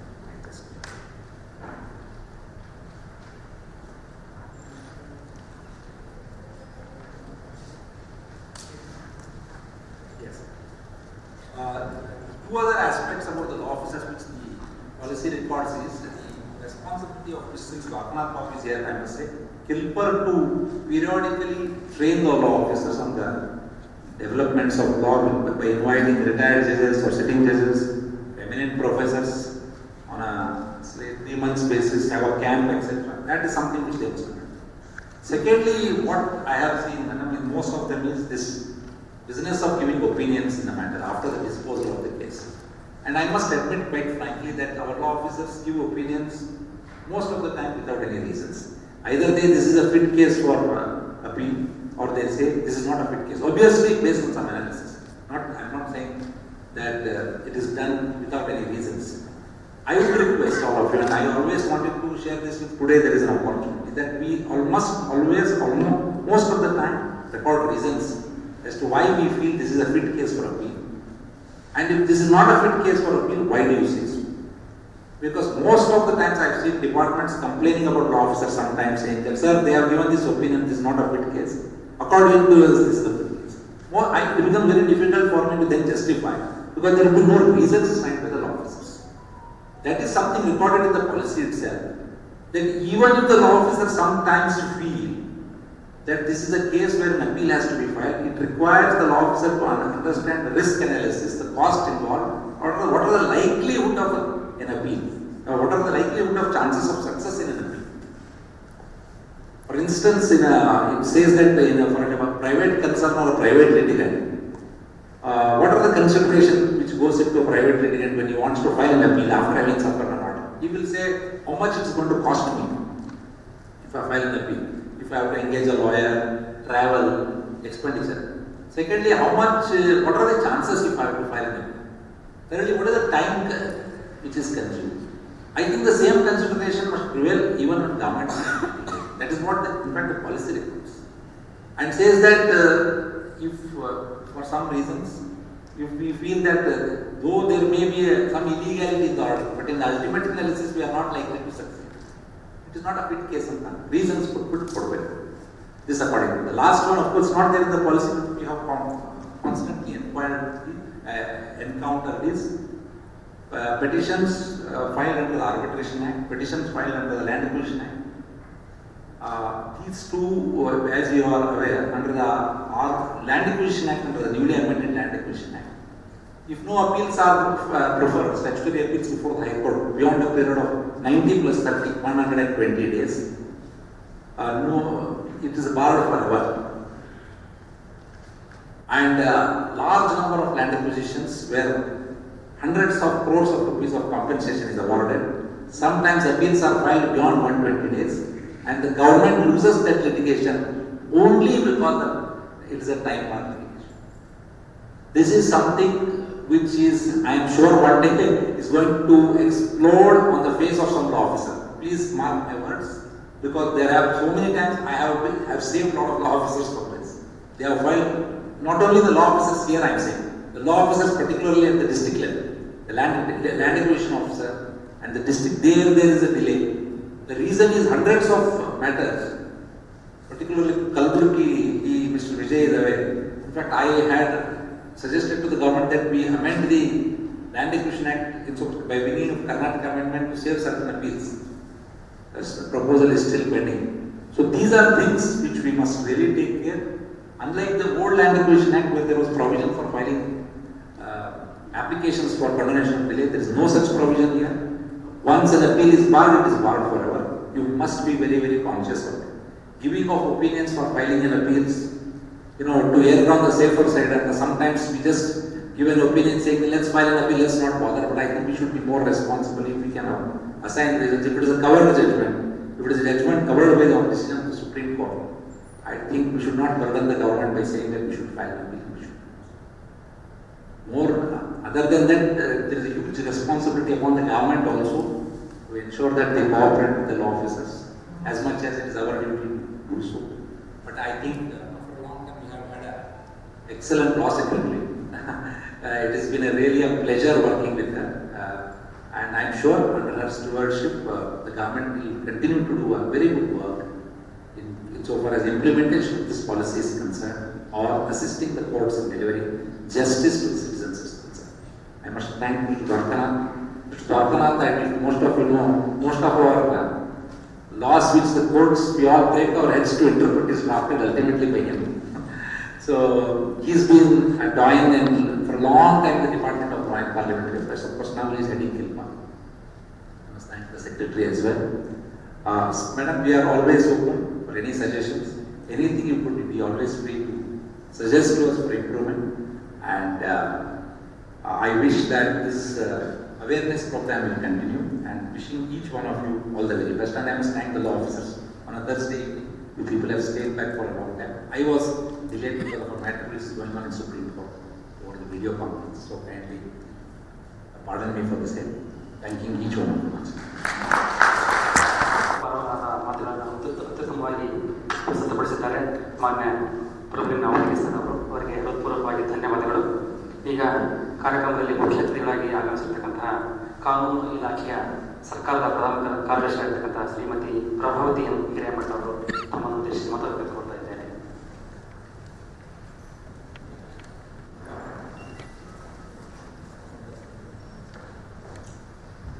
Good evening to all. Respected Advocate General Sri Gandhi and my other two brothers on the dais and respected law officers in front of me. I am very happy to see all the law officers together in one hall. In this hybrid, I want to address and share my experience as a Principal Secretary to Government of Karnataka in Kannada by using English words in a hybrid language. From September, I am working as a Principal Law Secretary. You are all representing the government before various courts. As already government advocate has told that major litigation, half of the litigation before the court is one side is the government is the party. With an intention to reduce the pendency, before going to the court, we can resolve the dispute in several cases. With that intention, dispute resolution policy came into force. It was drafted by taking strain by your head of the unit, that is Advocate General. And when I have joined as a Principal Law Secretary, he brought to my notice that policy was there. But when we are taking action, as already stated, Justice Narendra's bench has issued direction to the government to implement the policy. Therefore, in compliance with the order, we are arranging this function also. I will be frank with you. Then coming to my dispute resolution policy ಬಗ್ಗೆ ಏನು important ಹೇಳಬೇಕು ಅನ್ನೋದನ್ನ ಇರುವುದಾದ್ರೆ ನಾನು ಈ ಲಾ officers ಜೊತೆ ನಮ್ದು what is the ನೀವು ಈಗ ನಿಮ್ಮ ಕಡೆಯಿಂದ ನೋಡ್ತಾ ಇದ್ದೀರಿ, ಈಗ ನಾವು ಗೌರ್ಮೆಂಟ್ ಕಡೆಯಿಂದ ಏನೇನು ಆಗುತ್ತೆ ಅನ್ನೋದ್ರ ಬಗ್ಗೆ. And the other day we have discussed who are advocates representing government before the KAT. I have discussed with them in my chamber. At that time, I have noticed that there are so much communication gap between the government and the government advocates who are representing the government before the court. They have thought that the heads of the legal cell, who are the civil senior division, even though you have given your opinion as it is a not fit case for appeal, they are issuing a GOs to prefer appeal. That is not the case. As per the litigation conducting rules of Karnataka government, even though they will take opinion from you and opinion from the head of the legal cell, you have given it is a fit case, it is not fit case for appeal. Our legal head cell officer has also given opinion that it is not fit case for appeal. Then also ultimate decision making power is with the concerned departmental secretary or principal secretary or ACS who is heading that particular department. If they have taken such to prefer appeal, then the head of the legal cell has no option than signing the GO. The legal cell officer has no authority to refuse if decision is taken by the head of the legal concerned department to prefer appeal. That was not known to the officer who are representing the KAT before. ಅಂತ ಕೆಲವೊಂದು ಸಂದರ್ಭಗಳನ್ನ ಹೇಳೋದಕ್ಕೆ ನಾನು ನಿಮ್ಮ ಜೊತೆ ಹಂಚ್ಕೊಳ್ಳೋದಕ್ಕೆ ಇಷ್ಟಪಡ್ತಾ ಇದ್ದೀನಿ. ಇದು first time ನಾನು ನಿಮ್ಮನ್ನೆಲ್ಲ ನೋಡಿ ಇದನ್ನು ಮಾಡ್ತಾ ಇರುವಾಗ ಏನಾಗುತ್ತೆ, ಕೆಲವೊಂದು ಕಡೆ ನಾನು ಗಮನಿಸ್ತಾ ಬಂದ ಹಾಗೆ ಗೌರ್ಮೆಂಟ್ ಕೇಸ್ ಏನಿದೆ ಅನ್ನೋದು ಕೋರ್ಟ್ ಮುಂದೆ ಬರುವುದಿಲ್ಲ. ಅದಕ್ಕೆ ಕಾರಣಗಳು ನೂರಾರಿದೆ, ಹಲವಾರು ಕಾರಣಗಳಿದೆ. ಅದರ ಫಾಲ್ಟ್ ಗೌರ್ಮೆಂಟ್ ಕಡೆಯಿಂದನೂ ಆಗುತ್ತೆ, ಇದಾಗುತ್ತೆ. ಈಗ ಹೆಡ್ ಆಫ್ ದಿ ಈಗ ನಾ ಇವತ್ತು ಪ್ರೊಸೀಜರ್ ಹೇಳಿದೆ ನಿಮಗೆ. Head of the legal cell ಅಲ್ಲಿ ಸ್ಟ್ರಿಕ್ಚರ್ಸ್ ಪಾಸ್ ಮಾಡೋ ಲೆವೆಲ್ಗೆ ಹೋಗಿತ್ತು ಅಂತ ಕೇಸ್ನೊಳಗೆ. ಯಾರ ಮೇಲೆ? Judicial officer who are the heads of the legal cell heading 4 to 5 legal departments of the government. ಅವ್ರು ಹೆಂಗೆ ಕೊಡ್ತಾರೆ ಇದನ್ನ ಫಿಟ್ ಫಾರ್ ಅಪೀಲ್ ಅನ್ನೋದು ಇಂಥದನ್ನ ಈ ಫೈನ್ ಇಂಪೋಸ್ ಮಾಡಬೇಕು ಅನ್ನುವಾಗ ಈ ಪ್ರೊಸೀಜರ್ಗೆ ನಾವು ಲಿಟಿಗೇಷನ್ ಕಂಡಕ್ಟಿಂಗ್ ರೂಲ್ಸ್ ಪ್ರಕಾರ ಹಿಂಗಿದೆ ಅಂತ ಹೇಳಿದ ಮೇಲೆ ಇದು fine was impose on the departmental head. ಆಯ್ತಲ್ಲ ಆ ಕೇಸ್ನೊಳಗೆ ಅಂತ ಮಿಸ್ಅಂಡರ್ಸ್ಟ್ಯಾಂಡಿಂಗು ಇನ್ನು ಮುಂದೆ ಬೇಡ ಅನ್ನೋದಷ್ಟೇ ನನ್ನ ಕನ್ಸರ್ನ್. ಅಲ್ಲೇ ಹೆಡ್ ದಿನ ಈಗ ನಾನು ನೋಟಿಸ್ ಮಾಡಿದಂಥ ಕೆಲವೊಂದು ಇದನ್ನು ಹೇಳ್ತೀನಿ. ಮೀಟಿಂಗಿಗೆ ಹೊಸದಾಗಿ ಬಂದಾಗ ಮೀಟಿಂಗಿಗೆ ಅಟೆಂಡ್ ಮಾಡ್ತಾ ಇದ್ದೆ. ಮಿನಿಸ್ಟರ್ಸ್, MLA ಕೆಲವು ಹಂತವಿದ್ದಾಗ ನಾನು ಅಥವಾ ನಮ್ಮ ಲೀಗಲ್ ಲಾ ಡಿಪಾರ್ಟ್ಮೆಂಟ್ನಿಂದ ಅಡಿಷನಲ್ ಲಾ ಸೆಕ್ರೆಟರಿ ಡೆಪ್ಯೂಟಿ ಸೆಕ್ರೆಟರೀಸ್ ಎಲ್ಲ ಅಟೆಂಡ್ ಮಾಡ್ತಿದ್ವಿ. ಬಟ್ ಐ ಹ್ಯಾವ್ ಇದನ್ನ ನನಗೆ ಏನು ಅಂತಿದ್ರು ಅಂತ ಹೇಳಿದ್ರೆ, ಲಾ ಡಿಪಾರ್ಟ್ಮೆಂಟ್ ಏನು ಮಾಡ್ತಾ ಇದೆ, ಗೌರ್ಮೆಂಟ್ ನಮ್ಮ ಕೇಸ್ ಎಲ್ಲ ಕೋರ್ಟ್ ಮುಂದೆ ನಮ್ಮ ವಿರುದ್ಧ ಆಗುತ್ತೆ, ಎಲ್ಲವೂ ನಮ್ಮ ವಿರುದ್ಧ ಆಗುತ್ತೆ, ಲಾ ಡಿಪಾರ್ಟ್ಮೆಂಟ್ ಏನು ಮಾನಿಟರ್ ಮಾಡ್ತಾ ಇದ್ದಾರೆ. ಅದನ್ನು ಇಂಥವೆಲ್ಲ ಕೇಳಿದಾಗ ನೀವು ಮಾನಿಟರ್ ಮಾಡ್ತೀರಿ ಅಂತ ಮಾಡ್ತಾ ಇದ್ದೀರಾ, ಏನು ಕೆಲಸ ಇದೆ, ಯಾವ ಕೇಸ್ ಎಲ್ಲಿ ಸ್ಟೇಜ್ ಇದೆ, ಎಷ್ಟು ಕೇಸ್ ಇದಾವೆ ಮಾನಿಟರ್ ಮಾಡ್ತೀವಿ ಅಂತಂದರೆ ನನ್ನ ಇದರ establishment there is no records regarding whether number of cases, how many cases of the government are pending before the court. ಈಗ ನಾನು ಒಂದು ಕೋರ್ಟಿಗೆ ಜಡ್ಜ್ ಆಗಿ ಹೋದ್ಕೊಳ್ಳೇನೆ ನಂದು ಏನು ವರ್ಕ್ ಅಂತ ನನಗೆ ಗೊತ್ತಾಗ್ಬಿಡುತ್ತೆ. ಒಂದೇ ದಿನ ಸ್ಟೇಟ್ಮೆಂಟ್ ತರಿಸಿ ನೋಡ್ಕೊಂಡ್ಬಿಟ್ರೆ ಎಷ್ಟು ಕ್ರಿಮಿನಲ್ ಅಪೀಲ್ ಅದಾವೆ, ಎಷ್ಟು ರೆಗ್ಯುಲರ್ ಅಪೀಲ್ ಅದಾವೆ, ಎಷ್ಟು MUC ಕೇಸ್ ಅದಾವೆ, ಎಷ್ಟು IPC ಇಷ್ಟಿದಾವೆ ಅಂತ. ಹಾಗೆ ಇಲ್ಲಿ ಬಂದರೆ ಲಾ ಡಿಪಾರ್ಟ್ಮೆಂಟ್ನೊಳಗೆ ಆ ಒಂದು ಪದ್ಧತಿನೇ ಇಲ್ಲ. ಅಂದರೆ ಎಷ್ಟು ಕೇಸ್ ಇದೆ, ಏನಿದೆ ಅಂತ. ಮತ್ತು ಇನ್ನೊಂದು ಅವ್ರು ಏನು ಹೇಳ್ತಾ ಇದ್ರು ಅಂತ ಹೇಳಿದ್ರೆ, ಡಿಪಾರ್ಟ್ಮೆಂಟ್ ಹೆಡ್ಸ್ ಜೋಡಿ ನಾನು ಮಾತಾಡುವಾಗ ನಾನು ಇದ್ದ ಸಂಗತಿಗಳನ್ನ ಹೇಳ್ತಾ ಇದ್ದೀನಿ ನಿಮ್ಮ ಮುಂದೆ. ಅದಕ್ಕೆ ಇದನ್ನು ಮುಂದೆ ಹೇಗೆ ಮಾಡಬಹುದು ಅದೇ ಅವ್ರು ಹೇಳಿದಾಗ ಕಾಮನ್ ಆಗಿ ಬರುವಂತಹ ಒಂದು observation from heads of the departments. Heads of the departments ಯಾರ್ಯಾರಿದ್ದಾರೆ ಅಂದರೆ ಅಡಿಷನಲ್ ಚೀಫ್ ಸೆಕ್ರೆಟರಿ ಅವರು ಕೆಲವೊಂದು ಡಿಪಾರ್ಟ್ಮೆಂಟಿಗೆ ಹೇಳಿದ್ದಾರೆ, ಪ್ರಿನ್ಸಿಪಲ್ ಸೆಕ್ರೆಟರೀಸ್ ಕೆಲವೊಂದಕ್ಕೆ ಹೇಳಿದ್ದಾರೆ, ಕೆಲವೊಂದು ಡಿಪಾರ್ಟ್ಮೆಂಟಿಗೆ ಸೆಕ್ರೆಟರೀಸ್ ಹೇಳಿದ್ದಾರೆ. ಅಂದರೆ it is ACS and principal secretary, these are the heads. 38 departments ನಮಗೆ ಒಬ್ಬೊಬ್ಬರು ಹೆಡ್ ಮಾಡ್ತಾ ಇದ್ದಾರೆ. ಎಸ್ಪೆಷಲಿ ನಮಗೆ ರೆವಿನ್ಯೂ ಡಿಪಾರ್ಟ್ಮೆಂಟ್ನೊಳಗೆ ಹೆಚ್ಚಿಗೆ ಪ್ರಕರಣಗಳು ಬರ್ತಾವೆ, ಎಜುಕೇಷನ್ ಡಿಪಾರ್ಟ್ಮೆಂಟ್ದು, ಹಾಗೆ ಕೆಲವೊಂದು ಫೈನಾನ್ಸ್ ಡಿಪಾರ್ಟ್ಮೆಂಟಿಂದ ಹೆಚ್ಚಿಗೆ ಬರುತ್ತೆ. ಅಂಥ ಪ್ರಕರಣಗಳು ಅಲ್ಲಿ ಬಂದಾಗ ಹೇಳಿದ್ರು ನಮ್ಮದು ಫ್ಯಾಕ್ಟ್ಸ್ ಅಲ್ಲ, ಗೌರ್ಮೆಂಟ್ ಅಡ್ವೊಕೇಟ್ಸ್ ಕೋರ್ಟ್ ಮುಂದೆ ಹೇಳಲೇ ಇಲ್ಲ. ಅವ್ರದೇ ವರ್ಡ್ಸ್ ನಾವು ಹೇಳ್ಬೇಕಾದ್ರೆ ಬಾಯಿನ ತೆಗೆದಿಲ್ಲ ಗೌರ್ಮೆಂಟ್ ಅಡ್ವೊಕೇಟ್ಸ್ ಕೋರ್ಟ್ ಮುಂದೆ. ಅದನ್ನ ನಾನು ಕರೆ ಅಂತ ಹೇಳ್ತಾ ಇಲ್ಲ, ಏನು ಕೇಳಿದ್ರೆ ಅದನ್ನ ಹೇಳ್ತಾ ಇದ್ದೀವಿ ನಾವು. ಅದು ಆಮೇಲೆ ಅವ್ರು ಏನು ಹೇಳ್ತಾ ಇದ್ರು, ಇದನ್ನ ಇಲ್ಲಿ ಇದು ಯಾಕೆ ಹಂಗೆ ಆಗ್ತಾ ಇದೆ ಅನ್ನೋದನ್ನ ನಾನು ನೋಡಿದ್ರೆ, ಫೈಲ್ಗಳನ್ನ ನೋಡಿದಾಗ ಬಾಯಿ ತೆಗೆಯುವಂತಹ ಕೇಸೇ ಇರುವುದಿಲ್ಲ ಗೌರ್ಮೆಂಟ್ ಪರವಾಗಿ. ಅಂತ ಕೇಸಸ್ ಇದೆ ನಾನು ನೋಡಿದ್ದೀನಿ, ನಾನು ನೋಟಿಸ್ ಮಾಡಿ ನಿಮ್ಮ ತಪ್ಪು ಅಂತ ಹೇಳ್ತಾ ಇಲ್ಲ ನಾನು. ಕೆಲವೊಂದು ಪ್ರಕರಣಗಳು ಹಂಗಾಗಿದ್ದು ಇರುತ್ತೆ.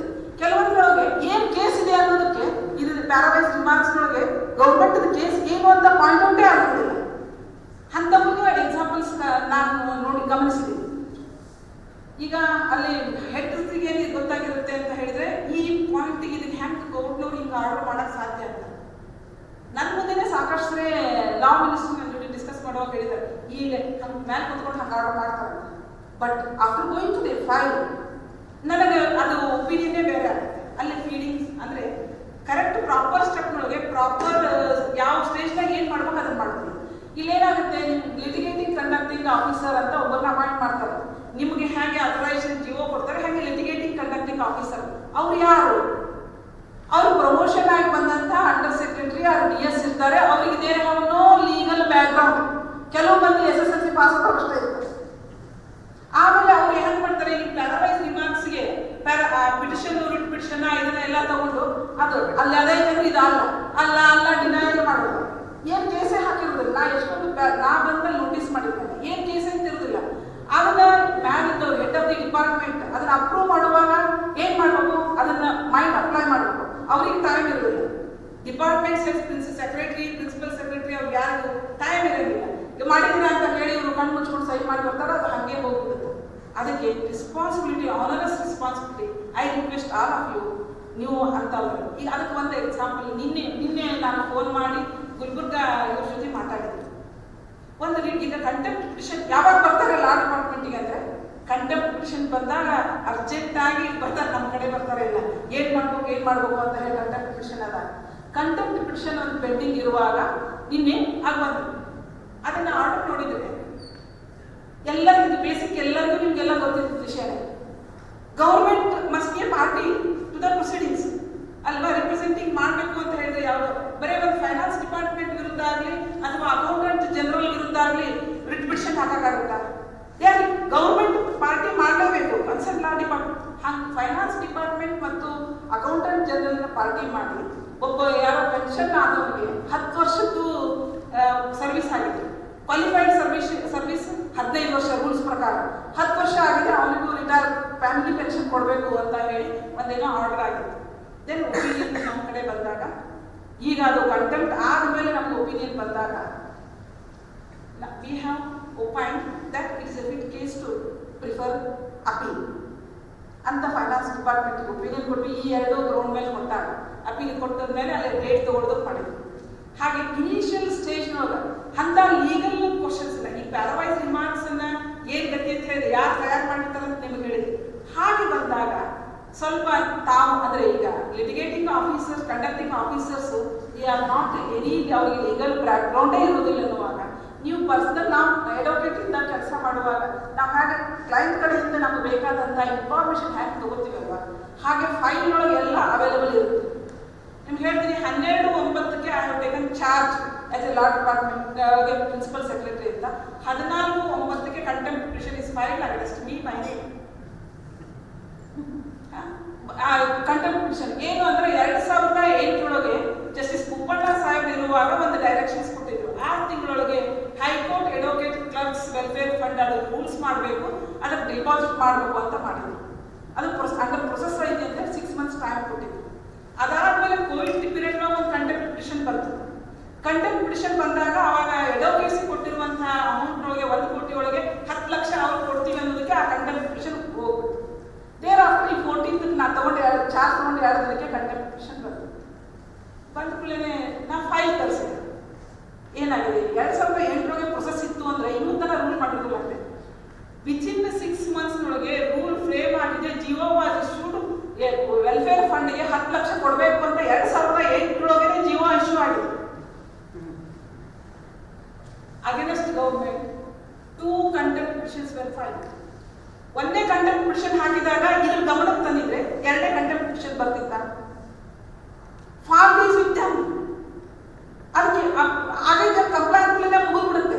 ನನ್ನ ಆನೆಸ್ಟ್ ರಿಕ್ವೆಸ್ಟ್ ಏನು ಅಂತ ಹೇಳಿದ್ರೆ, ಈಗ 2008 ಕಂಪ್ಲೈ ಆಗಿರುವಂತಹ ವಿಷಯಗಳ ಬಗ್ಗೆ ಗೌರ್ಮೆಂಟ್ ಮೇಲೆ ಕಂಟೆಂಪ್ಟ್ ಪಿಟಿಷನ್ ಬಂದೈತೆ ಅಂದಾಗ why we should not insist for taking action against the erring person without clarifying the same how he has filed the contempt petition ಅಂತ. ಆ ಬಗ್ಗೆ ನೀವೆಲ್ಲರೂ ಸ್ವಲ್ಪ ಗಮನ ತಗೋಬೇಕು ಅಂತ ನನ್ನ ರಿಕ್ವೆಸ್ಟ್, ಪರ್ಸನಲ್ ರಿಕ್ವೆಸ್ಟ್ ಅಂತ ಕೇಸ್ ನೋಡಿ. ಇಲ್ಲ ಹಾಗೆ ಇನ್ನೊಂದು ಉದಾಹರಣೆ ಹೇಳ್ಬೇಕು. ಈಗ ಹೇಳಿದ್ರು ಫಿಟ್ ಫಾರ್ ಅಪೀಲ್ ಇದನ್ನು ಮಾಡುವಾಗ ಎಸಿ ಅವರು ಹೇಳುವಾಗ ಹೇಳಿದ್ರು. ಇನ್ನೊಂದು ನಾನು ನೋಟಿಸ್ ಮಾಡಿದಂಥ ಈಗ ಫಿಟ್ ಫಾರ್ ಅಪೀಲ್ ಒಂದು ಸೂಟು ಡಿಸ್ಟ್ರಿಕ್ಟ್ ಜಡ್ಜ್ ಮುಂದೆ ಆಗಿರುವಂತಹ ಸೂಟನ್ನ ಮಿಸ್ಅಪ್ರಾಪ್ರಿಯೇಷನ್ ಮಾಡಿದರೆ 3 ಜನ engineers have misappropriate the amount 95 ಒಳಗಿಂದ 99 ಮಟ್ಟ ಕನ್ಸ್ಟ್ರಕ್ಷನ್ ವರ್ಕ್ ಆಗುವಾಗ they have supplied material engineer ಅವರೇ department engineering department PWD is required to supply the materials. ಇವತ್ತಿಗೆ ಎಷ್ಟು ಬೇಕು ಆ ಮಟೀರಿಯಲ್ಗಿಂತ ಹೆಚ್ಚಿಗೆ ಮಟೀರಿಯಲ್ ಸಪ್ಲೈ ಮಾಡಿ ಅಮೌಂಟ್ ಮಿಸ್ಅಪ್ರಾಪ್ರಿಯೇಷನ್ ಮಾಡ್ಕೊಂಡಿದ್ದಾರೆ ಅಂತ ಕೇಸ್ ಹಾಕೊಂಡು ಮೆರಿಟ್ ಮೇಲೆ ಎಲ್ಲ ಆಗಿ ಟ್ರಯಲ್ ಆಗಿ ಸೂಟ್ ಇಸ್ ಡಿಸ್ಮಿಸ್ಡ್. ಅಲ್ಲಿ ಒಂದು ಗ್ರೌಂಡ್ ಏನಿದೆ ಲಿಮಿಟೇಷನ್ ಇದೆ. ಗೌರ್ಮೆಂಟ್ ರಿಕವರಿಗೆ 113 ಅಪ್ಲೈ ಆಗುತ್ತೆ, 30 ವರ್ಷ ಲಿಮಿಟೇಷನ್ ಇಲ್ಲ ಅಂತ. ಅದಕ್ಕೆ it is fit for appeal ಅಂತ ಮಾತ್ರ ಒಪಿನಿಯನ್ ನಿಮ್ಮ ಕಡೆಯಿಂದ ಬಂದಿದೆ. ಅಂದ್ರೆ ನೀವಂದ್ರೆ ಈ ಪರ್ಸನಲ್ ಈಗಿದ್ದವರಲ್ಲ, ಅವಾಗ ಬಂದಿದೆ ಅದು ಒಪಿನಿಯನ್. ಬಂದಾಗ ಅಪೀಲ್ ಪ್ರಿಫರ್ ಮಾಡಿದ್ದಾರೆ. ಈ ಡಿಸ್ಪ್ಯೂಟ್ ರೆಸಲ್ಯೂಷನ್ ಪಾಲಿಸಿ ಇಂಪ್ಲಿಮೆಂಟೇಷನ್ ಒಳಗೆ ಅದು ಒಂದು ಕೇಸ್. ಅವಾಗ ನನ್ನ ಕಡೆ ಈವ್ನಿಂಗ್ ಇಷ್ಟೊತ್ತಿಗೆ ಬಂದು 5:30 ನಂತರ 6 ಗಂಟೆಗೆ ಬಂದು ತಗೊಂಡು ಫೈಲ್ ನೋಡು ಜಡ್ಜ್ಮೆಂಟ್ ನೋಡಿದ್ರು. ಬರೀ ಓನ್ಲಿ ಲಿಮಿಟೇಷನ್ ಪಾಯಿಂಟ್ ಮೇಲೆ ಡಿಸ್ಮಿಸ್ ಆಗಿಲ್ಲ case. On merits also that case was dismissed. The government is not able to prove the fact that there was a misappropriation. ಅದಕ್ಕೆ ನಾನು list of annexure list judgment ನೊಳಗೆ ತೆಗೆದು ನೋಡಿದ್ರೆ annexure list ನೊಳಗೆ only audit report and some few authorisation documents were ಮಾಡಿ ಈಗ ನಾವು misappropriation prove ಮಾಡಬೇಕಾದ್ರೆ ಈಗ ಅಡ್ವೊಕೇಟ್ಸ್ ಇದ್ದೀರಿ, ನೀವು ನಿಮಗೆಲ್ಲ ಹೇಳೋದು ಬೇಕಾಗಿಲ್ಲ ಅಡ್ವೊಕೇಟ್ಸ್ ಇರುವಾಗ. ಈಗ ಹಾಗೆ ಮಿಸ್ಅಪ್ರೋಪ್ರಿಯೇಷನ್ ಪ್ರೂವ್ ಆಗಬೇಕಾದ್ರೆ ಆ ಅಮೌಂಟ್ ರಿಕವರಿಗೆ ಡಿಕ್ರಿ ಆಗಬೇಕಾದ್ರೆ ಏನೇನು ಪ್ರೂವ್ ಮಾಡಬೇಕಾಗುತ್ತೆ? ಈಚ್ ಡೇಟ್ ಎಂಟ್ರಿ, ಇವತ್ತು ಇಷ್ಟು ಹೆಚ್ಚಿಗೆ ಕೊಟ್ಟಿದ್ದಾರೆ, ಅದ್ರ ಬೆಲೆ ಇಷ್ಟಿದೆ, ಆ ಎಂಟ್ರಿ ಮಾರ್ಕ್ ಆಗಬೇಕು. Then second day what was the total amount, 3 ಮಂದಿ ಆಫೀಸರ್, ಇವ್ರ ಪೀರಿಯಡ್ನಾಗ ಎಷ್ಟು ಅಮೌಂಟ್ ಆಗಿದೆ, ಇವ್ರ ಪೀರಿಯಡ್ನಾಗ ಎಷ್ಟು ಅಮೌಂಟ್ ಆಗಿದೆ, each entry is required to be proved before the court, then only degree is passed, degree will be passed, otherwise not. ಅಂತ ಯಾವುದೇ document ಇರ್ಲಾರ್ದೆ ಈಗ ಅಪೀಲ್ ಹಾಕಿದ್ರು ಅಪೀಲ್ ನಾವು ಅದೇ ಗತಿನೇ ಅಲ್ವಾ? ಡಿಗ್ರಿ ಆಗೋ ಚಾನ್ಸ್ ಇಲ್ಲ, ರಿವರ್ಸ್ ಆಗೋದು ಚಾನ್ಸ್ ಇಲ್ಲ. ಅಂತ ಮಕ್ಕಳು ಇನ್ನು ಅಪೀಲೇ ಮಾಡಬೇಕು ಅಂತ ಹೇಳಿದ್ರೆ ಏನೇ ಒಪಿನಿಯನ್ ಕೊಡ್ಬೋದಾಗಿತ್ತು ನನ್ನ ಅಭಿಪ್ರಾಯದ ಪ್ರಕಾರ ಅಂತ ಹೇಳಿದ್ರೆ, ಈ ಎಲ್ಲ ಡಾಕ್ಯುಮೆಂಟ್ಸ್ ನೀವು ಹಾಕಿ ಆರ್ಡರ್ 4127 ರೂಲ್ 27 ಅನ್ನು ಇನ್ವೋಕ್ ಮಾಡಿ ಈ ಡಾಕ್ಯುಮೆಂಟ್ಸ್ ಹಾಕಿದ್ರೆ it is A fit case for appeal, otherwise not ಅಂತ ಕೊಡಬೇಕು. ಇವತ್ತು ಲಿಮಿಟೇಷನ್ ಐತೆ ಅನ್ನೋದು ನಿಮ್ಗೆ ಮೆರಿಟ್ ಮೇಲೆ ಡಿಗ್ರಿ ಆಗೋದಿಲ್ಲ. ಸುಮ್ಮನೆ ಅಂದ್ರೆ ನಾವು ಲಿಟಿಗೇಟ್ ಮಾಡಿ ಏನು ಉಪಯೋಗ ಇಲ್ಲ. ಅದಕ್ಕೆ ಒಂದು ಎಕ್ಸಾಂಪಲ್ ಹೇಳಬೇಕು ಅಂತ ಹೇಳಿದ್ರೆ, ನಿನ್ನೆ ನಾವು ಒಪಿನಿಯನ್ ಕೊಟ್ಟಿದ್ದೀವಿ ಏನು ಅಂತ ಹೇಳಿದ್ರೆ, ಒಂದು writ petition pending before the high court ಆದ್ಮೇಲೆ ನಮಗೆ ಬಂತದೆ ಅಬ್ಜೆಕ್ಷನ್ಸ್ಗೆ ಇದಕ್ಕೆ ಅಂತ ನೋಡುವಾಗ, ಫಿಲ್ಮ್ ಇಂಡಸ್ಟ್ರಿ ಅವರು ಕೆಲವೊಂದು ಯಾವುದೋ ಅಬ್ಜೆಕ್ಷನ್ ಹಾಕಿದಾಗ ಸಬ್ಸಿಡಿ ಅಮೌಂಟ್ ಅನ್ನ ಕೊಡಬಾರ್ದು ಅಂತ ಹೇಳಿ interim injunction interim order was passed in the writ petition. Interim order 1ನೇ ದಿನ ಆಗಿದೆ. ದೇರ್ ಆಫ್ಟರ್ ಸೆಕೆಂಡ್ ಹಿಯರಿಂಗ್ ಡೇಟಿಗೆ ಒಂದು ಅವರು ಕೆಲವು ಮಂದಿ ರಿಕ್ವೆಸ್ಟ್ ಮಾಡ್ಕೊಂಡಿದ್ದಾರೆ, ಒಂದು ಪರ್ಟಿಕ್ಯುಲರ್ ಸರ್ಟಿಫಿಕೇಟ್ ತಗೊಂಡಂತ ಕೆಲವೊಂದು ಮೂವಿಗಳಿವೆ, ಕೇವಲ 11 ಮೂವಿಗೆ ಮಾತ್ರ ಆ ಇಂಜೆಕ್ಷನ್ ಅನ್ನ ಮಾಡಿಫೈ ಮಾಡಿಕೊಂಡು ರಿಸ್ಟ್ರಿಕ್ಟ್ ಮಾಡ್ಕೊಂಡಿದ್ದಾರೆ. ಮಾಡ್ಕೊಂಡಾಗ ಈ ವೆದರ್ ಅವರು ಗೌರ್ಮೆಂಟ್ ಆ ಕನ್ಸರ್ನ್ ಡಿಪಾರ್ಟ್ಮೆಂಟ್ ಅವರು ಒಪಿನಿಯನ್ ಕೇಳಿದ್ದಾರೆ ಹೆಡ್ ಆಫ್ ದ ಲೀಗಲ್ಸ್ ಅಲ್ಲಿ, ನಾವು ಉಳಿದವ್ರದ್ದು ಸಬ್ಸಿಡಿ ಅಮೌಂಟ್ ರಿಲೀಸ್ ಮಾಡ್ಬೇಕಾ ಬೇಡವಾ? ತಪ್ಪಿದೆ ನಮ್ಮದು.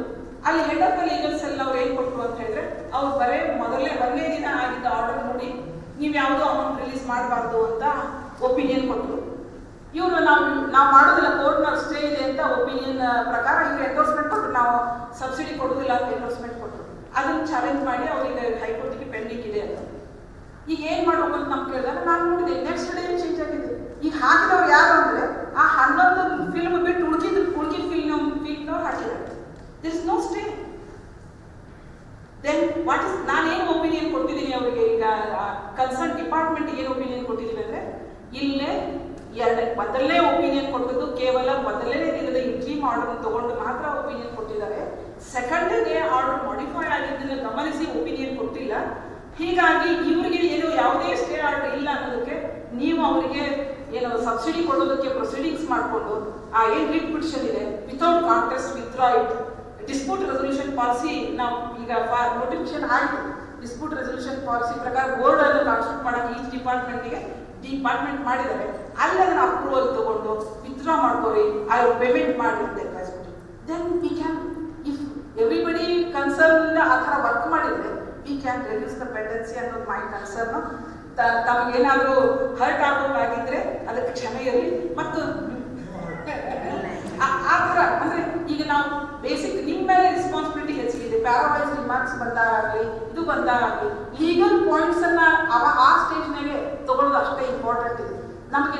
ಕೆಲವೊಂದು ಕೇಸ್ನೊಳಗೆ ಈಗ ಇನ್ನೊಂದು ಎಕ್ಸಾಂಪಲ್ ಹೇಳ್ಬಿಡ್ತೀನಿ. ನೋಟ್ರಿ ಬಗ್ಗೆ, ನೋಟ್ರಿ ಒಂದು ಕೇಸ್ ಪೆಂಡಿಂಗ್ ಇದೆ. ಅಲ್ಲಿ ಕಾನ್ಫ್ಲಿಕ್ಟ್ ಬಿಟ್ವೀನ್ ಅಲ್ಲಿ ಡೈರೆಕ್ಷನ್ ಕೊಟ್ಟಿದ್ದಾರೆ, ಹೈಕೋರ್ಟಿಂದ ಡೈರೆಕ್ಷನ್ ಕೊಟ್ಟಿದೆ, ಅಲ್ಲಿ ರಿಮಾಂಡ್ ಮಾಡಿದ್ದಾರೆ ಮತ್ತೆ ಕನ್ಸಿಡರ್ ಮಾಡಲಿ ಅಂತ ಹೇಳಿ. ದೆನ್ ಅವನು ಈಗ ಕಂಪ್ಲೇಂಟ್ ಬರುವಾಗ ಏನಿದೆ ಅಂತ ಹೇಳಿದ್ರೆ, ಡಿಪೋನೆಂಟ್ ಸಹಿ ಇರಲಾರ್ದೆ ಸೀಲು, ನೋಟ್ರಿ ಸೀಲು, ಇವು ಎಲ್ಲ ಡೇಟ್ಸು ಎಲ್ಲ ಆಗಿ ಅವ್ರ ಸೈನು ಆಗಿಬಿಟ್ಟಿದೆ. ಇಂಥ ಕೇಸ್ಗಳನ್ನು ನಾವು ಹೆಂಗೆ ರಿನ್ಯೂ ಮಾಡೋದು ಅಂತ ನೀವು ಅವ್ರ ಆಂಗಲ್ ಅವ್ರ ಸ್ಥಾನವಾಗಿ ನಿಂತು ನೋಡಿದ್ರೆ ಅವ್ರು ಸರಿ ಅನ್ಸುತ್ತೆ. ನಾನು ಯಾಕೆ ಎದುರಿಗೆ ಕಾಣಿಸುತ್ತೆ ಡಿಪೋನೆಂಟ್ ಸಿಗ್ನೇಚರ್ ಇರಲಾರ್ದೆ ನೋಟ್ರಿ ಇವ್ರು ಸಹಿ ಮಾಡ್ತಾರೆ, ಸೀಲ್ ಹಾಕ್ತಾರೆ ಅಂತಂದ್ರೆ ಇಂಥವ್ರು ನಾವು ಹೆಂಗೆ ರಿನ್ಯೂ ಮಾಡಬೇಕು ಅಂತ ಲಾ ಮಿನಿಸ್ಟರ್ ಕೇಳ್ತಾರೆ. ಅವಾಗ ನೋಡಿದಾಗ ಸರಿ ಅನ್ಸುತ್ತೆ, ಕಂಪ್ಲೇಂಟ್ ಕೊಟ್ಟಾಗ. ಆದರೆ ಏನಿದೆ ಪ್ರೊಸೀಜರ್ ಏನಿದೆ, ಆ ನೋಟ್ರಿ ಆಕ್ಟ್ ಕೆಳಗಡೆ ಪ್ರೊಸೀಜರ್ ಇದೆ. ಹಿಂಗೆ ಯಾವುದೇ ಒಂದು ಕಂಪ್ಲೇಂಟ್ ಬಂದಾಗ 15 ದಿನದ ಒಳಗಡೆ ಆ ಸಂಬಂಧಪಟ್ಟ ನೋಟ್ರಿಗೆ ನೋಟಿಸ್ ಕೊಡಬೇಕು. ಅವ್ರು ಅದಕ್ಕೆ ಏನು ರಿಪ್ಲೈ ಕೊಡ್ತಾರ, if you are not satisfied with that reply then frame a charge and forward to the charge ಅನ್ನ ಸರ್ವ್ ಮಾಡಿ ಯಾರು ಕೊಡ್ರಿ ಕನ್ಸರ್ನ್ ಡಿಸ್ಟ್ರಿಕ್ಟ್ ಜುರಿಸ್ಡಿಕ್ಷನಲ್ PDJ ಕಳಿಸ್ಕೊಡ್ರಿ ಅಂತ ರೂಲ್ ಹೇಳುತ್ತೆ. ಇಲ್ಲಿ ಏನ್ ಮಾಡ್ಬಿಟ್ರು, ಇದು ಅಲ್ಲಿ ಅವರಿಗೆ ಫಸ್ಟ್ ಇನಿಷಿಯಲ್ ಸ್ಟೇಜ್ ನ ಕಂಪ್ಲೇಂಟ್ ಬಂದ ಕೂಡಲೇ there is a lacuna on the part of the government. ಅಲ್ಲಿ ಕಂಪ್ಲೇಂಟ್ ಬಂದ ಕೂಡಲೇ 15 ದಿನದ ಕಂಪ್ಲೇಂಟ್ ಇವ್ರಿಗೆ ಕಳಿಸ್ತಿಲ್ಲ, ನೋಟ್ರಿಗೆ ನೋಟಿಸ್ ಕೊಡಲಿಲ್ಲ, ರಿಪ್ಲೈ ಕೇಳೋದಕ್ಕೆ ಏನ್ ಮಾಡ್ಬಿಟ್ರು, ಡಿಸ್ಟ್ರಿಕ್ಟ್ ಜಡ್ಜ್ ಕಳಿಸ್ಬಿಟ್ರು. ಡಿಸ್ಟ್ರಿಕ್ಟ್ ಜಡ್ಜ್ ಏನ್ ಮಾಡಿದ್ರು, ಯಾರು ಕಂಪ್ಲೇಂಟ್ ಕೊಟ್ಟು ಒಂದು ಅಡ್ರೆಸ್ ಇಲ್ಲ ಏನಿಲ್ಲ, ಅದು ನಾವು ನೋಟಿಸಿಗೆ ಇಶ್ಯೂ ಮಾಡಿದ್ವಿ, ಸಾಕಷ್ಟು ಸಲ ಇಶ್ಯೂ ಮಾಡಿದ್ವಿ, ಅವ್ರೇನು ಯಾರು ಬರಲಿಲ್ಲ. ಅದಕ್ಕೆ ಇವ್ರನ್ನ ಕೇಳಿದ್ವಿ, ನೋಟ್ರಿನ ಕೇಳಿದ್ವಿ, ಅವ್ರು ಯಾರೋ ಒಂದು ಉತ್ತರ ಕೊಡ್ತಾರೆ, ನಮ್ಮ ರಿಲೇಟಿವ್ ಯಾರೋ ಬಂದಿದ್ರು ಕಾನ್ಫಿಡೆನ್ಸ್ ಅಲ್ಲಿ ನಮ್ಗೆ ಅರ್ಜೆಂಟ್ ಐತೆ ಅಂದ್ರು, ಅದಕ್ಕೆ ನಾ ಕೊಟ್ಟೆ ಅಂತ ಬರೆದು ಸೈ ಮಾಡಿ ಕೊಟ್ಟಿದ್ದೆ, ಅವ್ರು ಮಾಡಿಸ್ಕೋತಾರ ಅಂತ ಹೇಳಿ ಒಂದೇನೋ ರಿಪ್ಲೈ ಕೊಡ್ತಾರೆ. ದೇರ್ ಆಫ್ಟರ್ ಇಲ್ಲಿ ಬಂದ್ಮೇಲೆ ಅವ್ರ ರಿಪೋರ್ಟ್ ಹಾಕಿದ ಮೇಲೆ ಎಕ್ಸ್ಕ್ಯೂಸ್ ಮಾಡ್ಬೋದು ಅಂತ ಕೊಟ್ಟರು. ಆ ರಿಪೋರ್ಟ್ ಹಾಕಿದ್ಮೇಲೆ ಇಲ್ಲಿ ಗೌರ್ಮೆಂಟಿಗೆ ಬಂದ್ಮೇಲೆ ಮತ್ತೊಂದು ನೋಟಿಸ್ ಹೋದ್ರು. ಅದಕ್ಕೆ ಅವ್ರು ಏನು ರಿಪ್ಲೈ ಮಾಡಿದ್ರು, ಇಲ್ಲ ನಾನು ಇಟ್ಟದನ್ನ ಯಾರೋ ನಮ್ಮ ಕಲಿಗೆ ಅದನ್ನ ಎತ್ಕೊಂಡು ಹೋಗಿ ನನ್ನ ಸೀಲು ಮತ್ತು ಇದನ್ನ ಎತ್ಕೊಂಡು ಹೋಗಿ ಕ್ರಿಯೇಟ್ ಮಾಡ್ಕೊಂಡಾರ ಅಂತ ಇನ್ನೊಂದು ಡಿಫೆನ್ಸ್ ತಗೊಂಡು ಇವೆರಡೂ ಡಿಫೆನ್ಸ್ ಕಾಂಟ್ರಿ ಅದಾರ ಅಂತ ಅವ್ರು ಟರ್ಮಿನೇಟ್ ಮಾಡಬೇಕು ಅಂತ ಆರ್ಡರ್ ಆಯ್ತು ಗೌರ್ಮೆಂಟ್ ಇಂದ. Procedure was not followed admittedly. ಆ ಪ್ರೊಸೀಜರ್ ಫಾಲೋ ಮಾಡಿಲ್ಲ ಅಂತ ರಿಮಾಂಡ್ ಆಗಿದೆ. Whether it is possible to correct the procedure? 15 ದಿನ ನೋಟಿಸ್ ಕೊಡೋಕ್ಕಾಗತ್ತಾ? ಈಗ ಪ್ರೊಸೀಜರ್ ಫಾಲೋ ಮಾಡ್ಬೇಕಾದ್ರೆ ಇಟ್ ಇಸ್ ನಾಟ್ ಪಾಸಿಬಲ್. ಅಂತ ಹೊತ್ತಿನೊಳಗೆ ನನ್ನ ರಿಕ್ವೆಸ್ಟ್ ನಿಮಗೆಲ್ಲರಿಗೂ ಏನಂದ್ರೆ, ಹಂಗ ಆರ್ಡರ್ ಪಾಸ್ ಮಾಡುವಾಗ ರಿಮಾಂಡ್ ಮಾಡಿಸೋ ಬದಲಿ ಅಲ್ಲೇ ಏನು ಆರ್ಡರ್ ರಿನ್ಯೂ ಮಾಡೋದನ್ನ ಮಾಡಿಸ್ರಿ. ಅದಕ್ಕೆ ನಾವು ಐದನ್ನೋದಿಲ್ಲ. ಆದ್ರೆ ಈಗ ನಾವು ಕರೆಕ್ಟ್ ಮಾಡಕ್ ಸಾಧ್ಯ ಏನ ಅದನ್ನ procedure illegality cannot be corrected at this stage. ಅಂತ ಕೇಸ್ ಅಂತವುಗಳೇ ಸ್ವಲ್ಪ ಗಮನ ಹರಿಸ್ರಿ ಅಂತ ಹೇಳಿ ರಿಕ್ವೆಸ್ಟ್ ಮಾಡ್ತಾರೆ.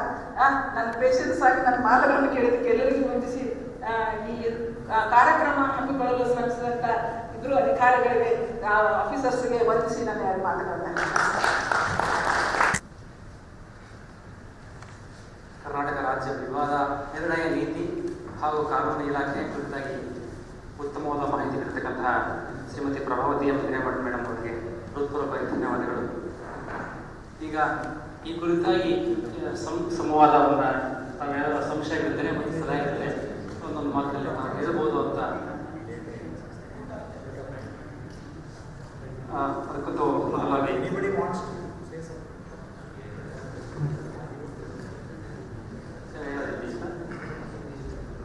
ಓಕೆ. ಈ ಕಾರ್ಯಕ್ರಮದಲ್ಲಿ ನಮ್ಮ ಗಣ್ಯರಾಗಿರ್ತಕ್ಕಂತಹ ಶ್ರೀ ಕೆ ಗೌರನಾಥ್ ಬಾಬು ಸರ್ ಅವರು ಒಂದೆರಡು ಮಾತಾಡಬೇಕಂತ ಕೋರ್ತಾ ಇದ್ದೇನೆ ಸರ್.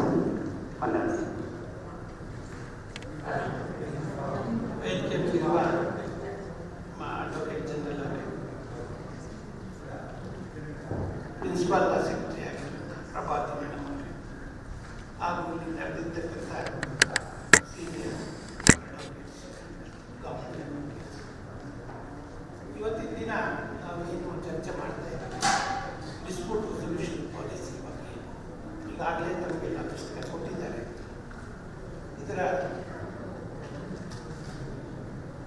ರೂವಾರಿ ಅಂದರೆ ನಮ್ಮ ಡೊಬ್ಬಳಿ ರೂವಾರಿ ಸಾಹೇಬರು, ಅವರು ಅವತ್ತಿನ ದಿನ ಇದನ್ನು ಡ್ರಾಫ್ಟ್ ಮಾಡಿ ವಿತ್ ಆಲ್ ಯುವರ್ ಸಪೋರ್ಟ್ ಅದನ್ನು ಕ್ಯಾಬಿನೆಟ್ ಅಪ್ರೂವ್ ಮಾಡಿದ್ದೀವಿ.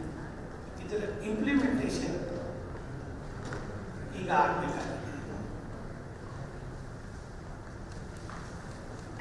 ಇದರಲ್ಲಿ ನಾನು ಕಂಡಾಗೆ ಸರ್ಕಾರದ ವತಿಯಿಂದ ಭಾಳಷ್ಟು ಜವಾಬ್ದಾರಿಗಳು ಹೇಳಿದ್ದಾರೆ ಚೀಫ್ ಸೆಕ್ರೆಟರಿ. ಈಗೇನಾಗಿದೆ ತಾವು ನೋಡಿದಾಗೆ ಸರ್ಕಾರದ ಬೋರ್ಡ್ ಕಾರ್ಪೊರೇಷನ್ಸೇ ಸರ್ಕಾರ ಮೇಲೆ ಕೇಸ್ ಹಾಕೋದು, ಅವರೆಲ್ಲ ಇಂಟರ್ ಡಿಪಾರ್ಟ್ಮೆಂಟ್ ಕೇಸ್ಗಳು ಬರ್ತಾ ಇರುತ್ತೆ. ಆವಾಗ ಈ ಪಾಲಿಸಿಯಲ್ಲಿ ಒಂದು ಬೋರ್ಡ್ ಮಾಡಬೇಕು, inter departmental dispute resolution committee ಅಂತ ಒಂದು ಮಾಡಬೇಕು ಚೀಫ್ ಸೆಕ್ರೆಟರಿ ಹೆಡ್ಡಲ್ಲಿ. ಅಲ್ಲಿ ಫಸ್ಟು ಅವ್ರು ಇತ್ಯರ್ಥ ಮಾಡಬೇಕು, ಇದು ಕೋರ್ಟ್ಗೆ ಹೋಗ್ಬೇಕಾ ಬೇಡ. KEBನೇ ಗೌರ್ಮೆಂಟ್ ಮೇಲೆ ಕೇಸ್ ಹಾಕಬೇಕು, ವಾಟರ್ ಸಪ್ಲೈ ಬೋರ್ಡೇ ಗೌರ್ಮೆಂಟ್ ಮೇಲೆ ಕೇಸ್ ಹಾಕಬೇಕು, ಗೌರ್ಮೆಂಟ್ ಕೇಸ್ ಹಾಕ್ಕೊಂಡು ಈ ಥರ ನಡೀತಾ ಇದೆ. ಇದನ್ನ ಪಾಲಿಸಿಯಲ್ಲಿ ಹೈಲೈಟ್ ಮಾಡಿದ್ದಾರೆ. It's A welcoming step. ಮತ್ತು ಡಿಜಿಟಲೈಸೇಷನ್ CCMS ಬಗ್ಗೆ ಹೇಳಿದರು. ಈಗಾಗಲೇ ಸರ್ಕಾರ 8 ಕೋಟಿ ಬಿಡುಗಡೆ ಮಾಡಿದೆ. EG ಆಫೀಸ್ ಕೂಡ ವಾರ್ ಫುಟಿಂಗಲ್ಲಿ ಅದನ್ನು ಅಪ್ಡೇಟ್ ಮಾಡ್ತಾ ಬಂದಿದ್ದಾರೆ. ಬಟ್ ಸ್ಟಿಲ್ ಫಿನಿಶಿಂಗ್ ಸ್ಟೇಜಲ್ಲಿದೆ. ಸರ್ಕಾರಕ್ಕೂ ಗೌರ್ಮೆಂಟ್ ಅಡ್ವೊಕೇಟ್ಸ್ಗೂ ಸರ್ಕಾರದಲ್ಲಿ ಯಾರು ಆ ಕೇಸ್ಗೆ ರೆಸ್ಪಾನ್ಸಿಬಲ್ ಅಂತ you can easily find out. Work distribution ಇದೆ, ಅಲ್ಲಿ ನೀವು ಯಾರು ಪ್ರಿನ್ಸಿಪಾಲ್ ಸೆಕ್ರೆಟರಿ, ಯಾರು ಕನ್ಸರ್ನ್ ಅಂತ ನೀವು ಆ ಇಲಾಖೆ ವೆಬ್ಸೈಟ್ಗೆ ಹೋದರೆ ಗೊತ್ತಾಗುತ್ತೆ. ಆದರೆ ಸರ್ಕಾರದಲ್ಲಿರೋರಿಗೆ ಇಲ್ಲಿ ಯಾರು ಅಡ್ವೊಕೇಟ್ನ ಭೇಟಿ ಮಾಡಬೇಕು, ನಾನು ಪ್ಯಾರಾವೈಸ್ ತಂದಿದ್ದೀನಿ, ಹೂಮ್ ಐ ಶುಡ್ ಅಪ್ರೋಚ್, ಏನು ಅಬ್ಜೆಕ್ಷನ್ಸ್ ಇದು ಮಾಡಬೇಕು, ಯಾರಿಗೆ ಇದು ಮಾಡೋದು ಗೊತ್ತಾಗಲ್ಲ. ಎಲ್ಲದಕ್ಕೂ ಅಡ್ವೊಕೇಟ್ ಜನರಲ್ ಮುಂದೆ ಹೋಗಿ ಕೂತ್ಕೋಬೇಕು, ಸರ್ ಹೀಗಾಗಿದೆ. That system should be modified. ಈ CCMS ಅಲ್ಲಿ ಪಿಟಿಷನ್ ನಂಬರ್ ಹಾಕಿದ ತಕ್ಷಣ ಯಾವ ಪೋರ್ಟಲ್ ಅಂತ ಬರುತ್ತಲ್ಲ, ಹಾಗೆ ಯಾರು ಗೌರ್ಮೆಂಟ್ ಅಡ್ವೊಕೇಟ್ ಹ್ಯಾಂಡಲ್ ಮಾಡ್ತಿದ್ದಾರೆ ಅನ್ನೋದು ಕಾರಣವನ್ನು ಹಾಕಬೇಕು. ಹಾಗಾದಾಗ ಅವ್ರ ಮೇಲೆ ಬರ್ಡನ್ ಕಮ್ಮಿ ಆಗುತ್ತೆ, ಅಡ್ವೊಕೇಟ್ ಜನರಲ್ ಮೇಲೆ ಬರ್ಡನ್ ಕಮ್ಮಿ ಆಗುತ್ತೆ. ಕನ್ಸರ್ನ್ ಅಡ್ವೊಕೇಟ್ನ ಹೋಗಿ ಭೇಟಿ ಮಾಡ್ತಾರೆ, ಅವ್ರಿಗೆ ಏನು ಮಾಹಿತಿ ಬೇಕು ಅದು ಕೊಟ್ಟು ಕೇಸ್ ಇನ್ನೂ ಫಾಸ್ಟಾಗಿ ನಡೆಯುತ್ತಲ್ಲ ಮಾಡ್ತಾರೆ. ಇದೇ ಆಗುತ್ತೆ. ಅದು even while fixing responsibility after disposal also it will help. ಯಾರು ಹ್ಯಾಂಡಲ್ ಮಾಡಿದರು, whether there is a lapse on the part of the government in providing documents, or whether there is a lapse on the part of the law officer in handling the case, ಅದು ಗೊತ್ತಾಗುತ್ತೆ. ಅಲ್ಲಿ responsibility fixing accountability ಅಂತ ನಾವು ಬರೆದಾಗ ಯಾವ ರೀತಿ accountability ಇರೋದು, ಯಾವ ಗೌರ್ಮೆಂಟ್ ಅಡ್ವೊಕೇಟ್ ಇದನ್ನು ಹ್ಯಾಂಡಲ್ ಮಾಡಿದ್ರು ಅನ್ನೋದೇ ಖಚಿತ ಇದ್ದಿಲ್ಲ ಆಗುತ್ತೆ. ಹಾಗಾದಾಗ ರೆಸ್ಪಾನ್ಸಿಬಿಲಿಟಿ ಫಿಕ್ಸ್ ಮಾಡೋದು ಕಷ್ಟ ಆಗ್ತದೆ. ಯಾವುದೋ ಒಂದು ಎಂಟ್ರಿ ಮಾಡೋದಾಯಿತು, ಯಾವುದೋ ಜಜ್ಮೆಂಟ್ ಆಯಿತು, ಇಮಿಡಿಯೇಟ್ ಅಪ್ಲೋಡ್ ಆಗಬೇಕು, ಅದು ಪ್ರಿನ್ಸಿಪಲ್ ಸೆಕ್ರೆಟರಿಗೆ ರೀಚ್ ಆಗಬೇಕು. ರೀಚ್ ಆಗದೇ ಇದ್ದರೆ ಪರ್ಪಸ್ ವಿಲ್ ಬಿ ಡಿಫಿಟೆಡ್. ಮತ್ತು ಹಾಗೆ ಟೈಮ್ ಲಿಮಿಟ್ ಇರುತ್ತೆ. ಮೇಡಮ್ ಅದರಲ್ಲಿ ಇಷ್ಟು ಟೈಮ್ ಲಿಮಿಟ್ ಮಾನ್ಯ ಅಡ್ವೊಕೇಟ್ ಜನರಲ್ ಅವರು ಹೇಳಿದರು, ಲ್ಯಾಂಡ್ ಅಕ್ವಿಷನ್ ಕೇಸಲ್ಲಿ ಇಷ್ಟು ದಿನದಲ್ಲಿ ಅಪೀಲ್ ಹೋಗ್ಬೇಕು. ಆ ಟೈಮ್ ಲಿಮಿಟಲ್ಲಿ coordination and communication is a big challenge. Communication ಆಗ್ತಾ ಇಲ್ಲ. ಯಾರು ಫೋನ್ ಮಾಡಿ ಕಳಿಸ್ತಿದ್ರೆ ಸರ್ಕಾರದಲ್ಲೂ ಹಾಗೆ ನೀವು ಎಷ್ಟು ಸಲ ಫೋನ್ ಮಾಡಿದ್ರು ಬಂದು ನಿಮ್ಮನ್ನು ಭೇಟಿ ಮಾಡಲ್ಲ, ಅವ್ರದ್ದೇ ಪ್ರಯಾರಿಟೀಸ್ ಬೇರೆ ಇರುತ್ತೆ. ಆಗ ಆಗಬಾರ್ದು. ಒಂದು ನೋಡಲ್ ಆಫೀಸರ್ನ ಅಪಾಯಿಂಟ್ ಮಾಡಬೇಕು ಅನ್ನುವ ಒಂದು ಉಲ್ಲೇಖ ಈ ಪಾಲಿಸಿಯಲ್ಲಿದೆ. Who will be liaison officer between government advocate and the government. ಅದು ಒಂದು ಸರ್ಕಾರ ಇಂಪ್ಲಿಮೆಂಟ್ ಮಾಡಿದರೆ ಭಾಳ ಒಳ್ಳೆಯದಾಗುತ್ತೆ. ಇದರ ಜೊತೆಗೆ ಕನ್ವಿಕ್ಷನ್ ಕೇಸ್ ಬಂದಾಗ ಕನ್ವಿಕ್ಷನ್ ರೇಟ್ ಪ್ರಾಸಿಕ್ಯೂಷನ್ ಸಂಬಂಧಪಟ್ಟಾಗೆ ತಾವು ರೇಪ್ ಕೇಸ್ ತಗೊಳ್ಳಿ, ಪೋಕ್ಸೋ ಕೇಸ್ ತಗೊಳ್ಳಿ, conviction rate is 4% in our state. ಇದಕ್ಕೆ ಕಾರಣ ಏನು, ಅದು ಯಾವ ರೀತಿ ಪರಿಹಾರ ಮಾಡಬೇಕು?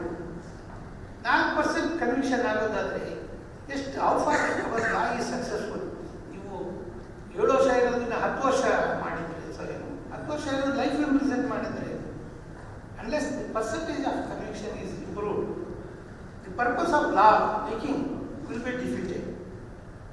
ಅದು ಆಗಬೇಕು. ಮತ್ತು ಎವಾಲ್ಯೂಯೇಷನ್ ಆಫ್ ಲಾ ಆಫೀಸರ್ಸ್ ಬಗ್ಗೆ ಒಂದು ಯಾರೈತೆ, ಇದು ಮಾಡೋದು ಕೂಡ ಸರ್ಕಾರಕ್ಕೆ. ಮೇಡಮ್ ಅವರು ಹೇಳಿದರು, ಎಷ್ಟು ರಿಪಿಟಿಷನ್ ಇದೆ, ಎಷ್ಟು ಡಿಸ್ಪೋಸ್ ಆಗಿದೆ, ಇದು ಲೆಕ್ಕ ಸಿಗ್ತಾ ಇಲ್ಲ ಲಾ ಸೆಂಟ್ರಲ್ ಡಿಪಾರ್ಟ್ಮೆಂಟಲ್ಲಿ. ಆ ಪರಿಸ್ಥಿತಿ, ಆ ಕಂಪ್ಯೂಟರೈಸೇಷನ್ ಡಿಜಿಟೈಸೇಷನ್ ನಡೆಯಿತು. ಆ ರಿಪಿಟಿಷನ್ನಲ್ಲಿ which law officer is responsible, ಅದ್ರ ಬಗ್ಗೆ ಎವಾಲ್ಯೂಯೇಷನ್ ಮಾಡುವಂಥ ಅವಕಾಶ ಅವರಿಗೆ ಸಿಗುವಾಗೆ ಮಾಡಬೇಕು. ಅಡ್ವೊಕೇಟ್ ಜನರಲ್ ಇದ್ದರೂ ವರದಿ ಹೋಗುತ್ತೆ ತಮ್ಮ ಬಗ್ಗೆ. ಮತ್ತು ಅಲ್ಲಿ ಮಿನಿಸ್ಟ್ರಿಗೆ ಶಿ ಈಸ್ ಆನ್ಸರಬಲ್.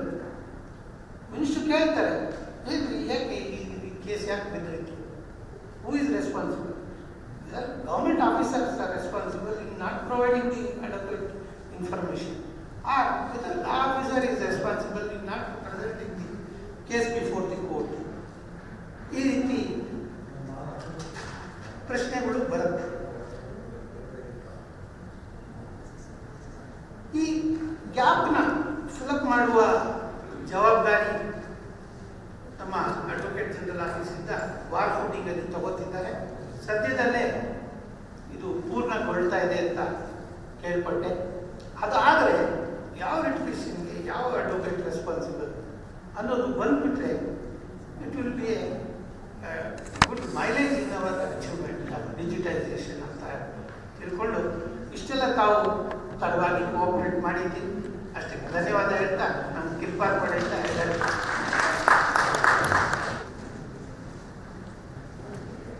ಕರ್ನಾಟಕ ರಾಜ್ಯ ವಿವಾದ ನಿರ್ಣಯ ನೀತಿ ಕುರಿತಾಗಿ ಹಾಗೂ ಕಾನೂನು ಇಲಾಖೆ ಕುರಿತಾಗಿ ತಮ್ಮವಾಗಿರ್ತಕ್ಕಂತಹ ದ್ವಾರಕಾ ಬಾಬು ಸರ್ ಅವರಿಗೆ, ಇವರು ಮಾಧ್ಯಮ ವಿವಾದ ನಿರ್ಣಯ ನೀತಿ ರಚನೆಯ ಸಂದರ್ಭದಲ್ಲಿ ಅಡ್ವೊಕೇಟ್ ಜನರಲ್ ಸರ್ ಅವರಿಗೆ ಜೊತೆಗೆ ಉತ್ತಮವಾಗಿ ಸಹಕರಿಸಿ ಈ ನೀತಿ ನಿರೂಪಿಸುವಲ್ಲಿ ಮುಖ್ಯ ಪಾತ್ರ ವಹಿಸಿದ್ದಾರೆ. ಅವರಿಗೆ ಹೃತ್ಪೂರ್ವಕ ಧನ್ಯವಾದಗಳು. ಕಾರ್ಯಕ್ರಮದ ಕೊನೆಯ ಘಟ್ಟ ವಂದನಾರ್ಪಣೆ. ಈ ಕಾರ್ಯಕ್ರಮವನ್ನು ಇಲ್ಲಿ ಆಯೋಜನೆ ಮಾಡಲಿಕ್ಕೆ ಮತ್ತು ತಮ್ಮೆಲ್ಲರನ್ನ ಇಲ್ಲಿ ಸೇರಲಿಕ್ಕೆ ಅವಕಾಶ ಮಾಡಿಕೊಟ್ಟಿರ್ತಾರ ಅಡ್ವೊಕೇಟ್ ಜನರಲ್ ಆಗಿರ್ತಕ್ಕಂಥ ಶ್ರೀ ಬಬ್ಲಿನ್ ನಾವದ್ಗಿ ಸರ್ ಅವರಿಗೆ ಒಂದು ಗೌರವ ಸಮರ್ಪಣೆ ನಮ್ಮ ಸಂಸ್ಕೃತಿಯಿಂದ ನಿರ್ದೇಶಕರು ಗೌರವ ಕಚೇರಿಯ ಎಲ್ಲ ಅಧಿಕಾರಿಗಳಿಗೆ ಸಂದರ್ಭದಲ್ಲಿ ಹೃತ್ಪೂರ್ವಕ ಧನ್ಯವಾದಗಳು.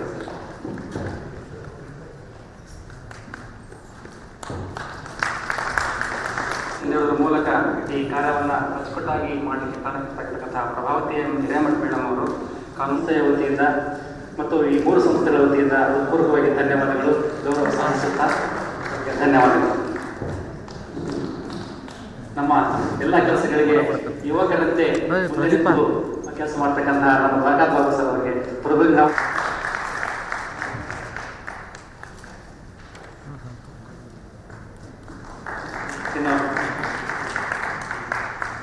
ಅಭಿಯೋಗ ಮತ್ತು ಸರ್ಕಾರಿ ಸ್ಥಿತಿಯಲ್ಲಿ ಹೃತ್ಪೂರ್ವಕ ಧನ್ಯವಾದ ಹೇಳ್ತಾ, ಅಭಿಯೋಗ ಮತ್ತು ಸರ್ಕಾರಿ ರಾಜ್ಯ ಇಲಾಖೆಯಿಂದ ಬಂದಿರತಕ್ಕಂತಹ ಜಂಟಿ ನಿರ್ದೇಶಕರಿಗೆ ಮತ್ತು ಅವರೆಲ್ಲ ಸಿಬ್ಬಂದಿ ಕಾನೂನು ಅಧಿಕಾರಿಗಳಿಗೆ ಈ ಸಂದರ್ಭದಲ್ಲಿ ಹೃತ್ಪೂರ್ವಕ ಇಲಾಖೆ, ಕರ್ನಾಟಕ ಕಾನೂನು ಮತ್ತು ಸಂಸದೀಯ ಈ ಎಲ್ಲ ಸಂಸ್ಥೆಗಳ ಕಚೇರಿಯ ಸಿಬ್ಬಂದಿ ವರ್ಗಕ್ಕೆ ಹೃತ್ಪೂರ್ವಕ ಧನ್ಯವಾದ.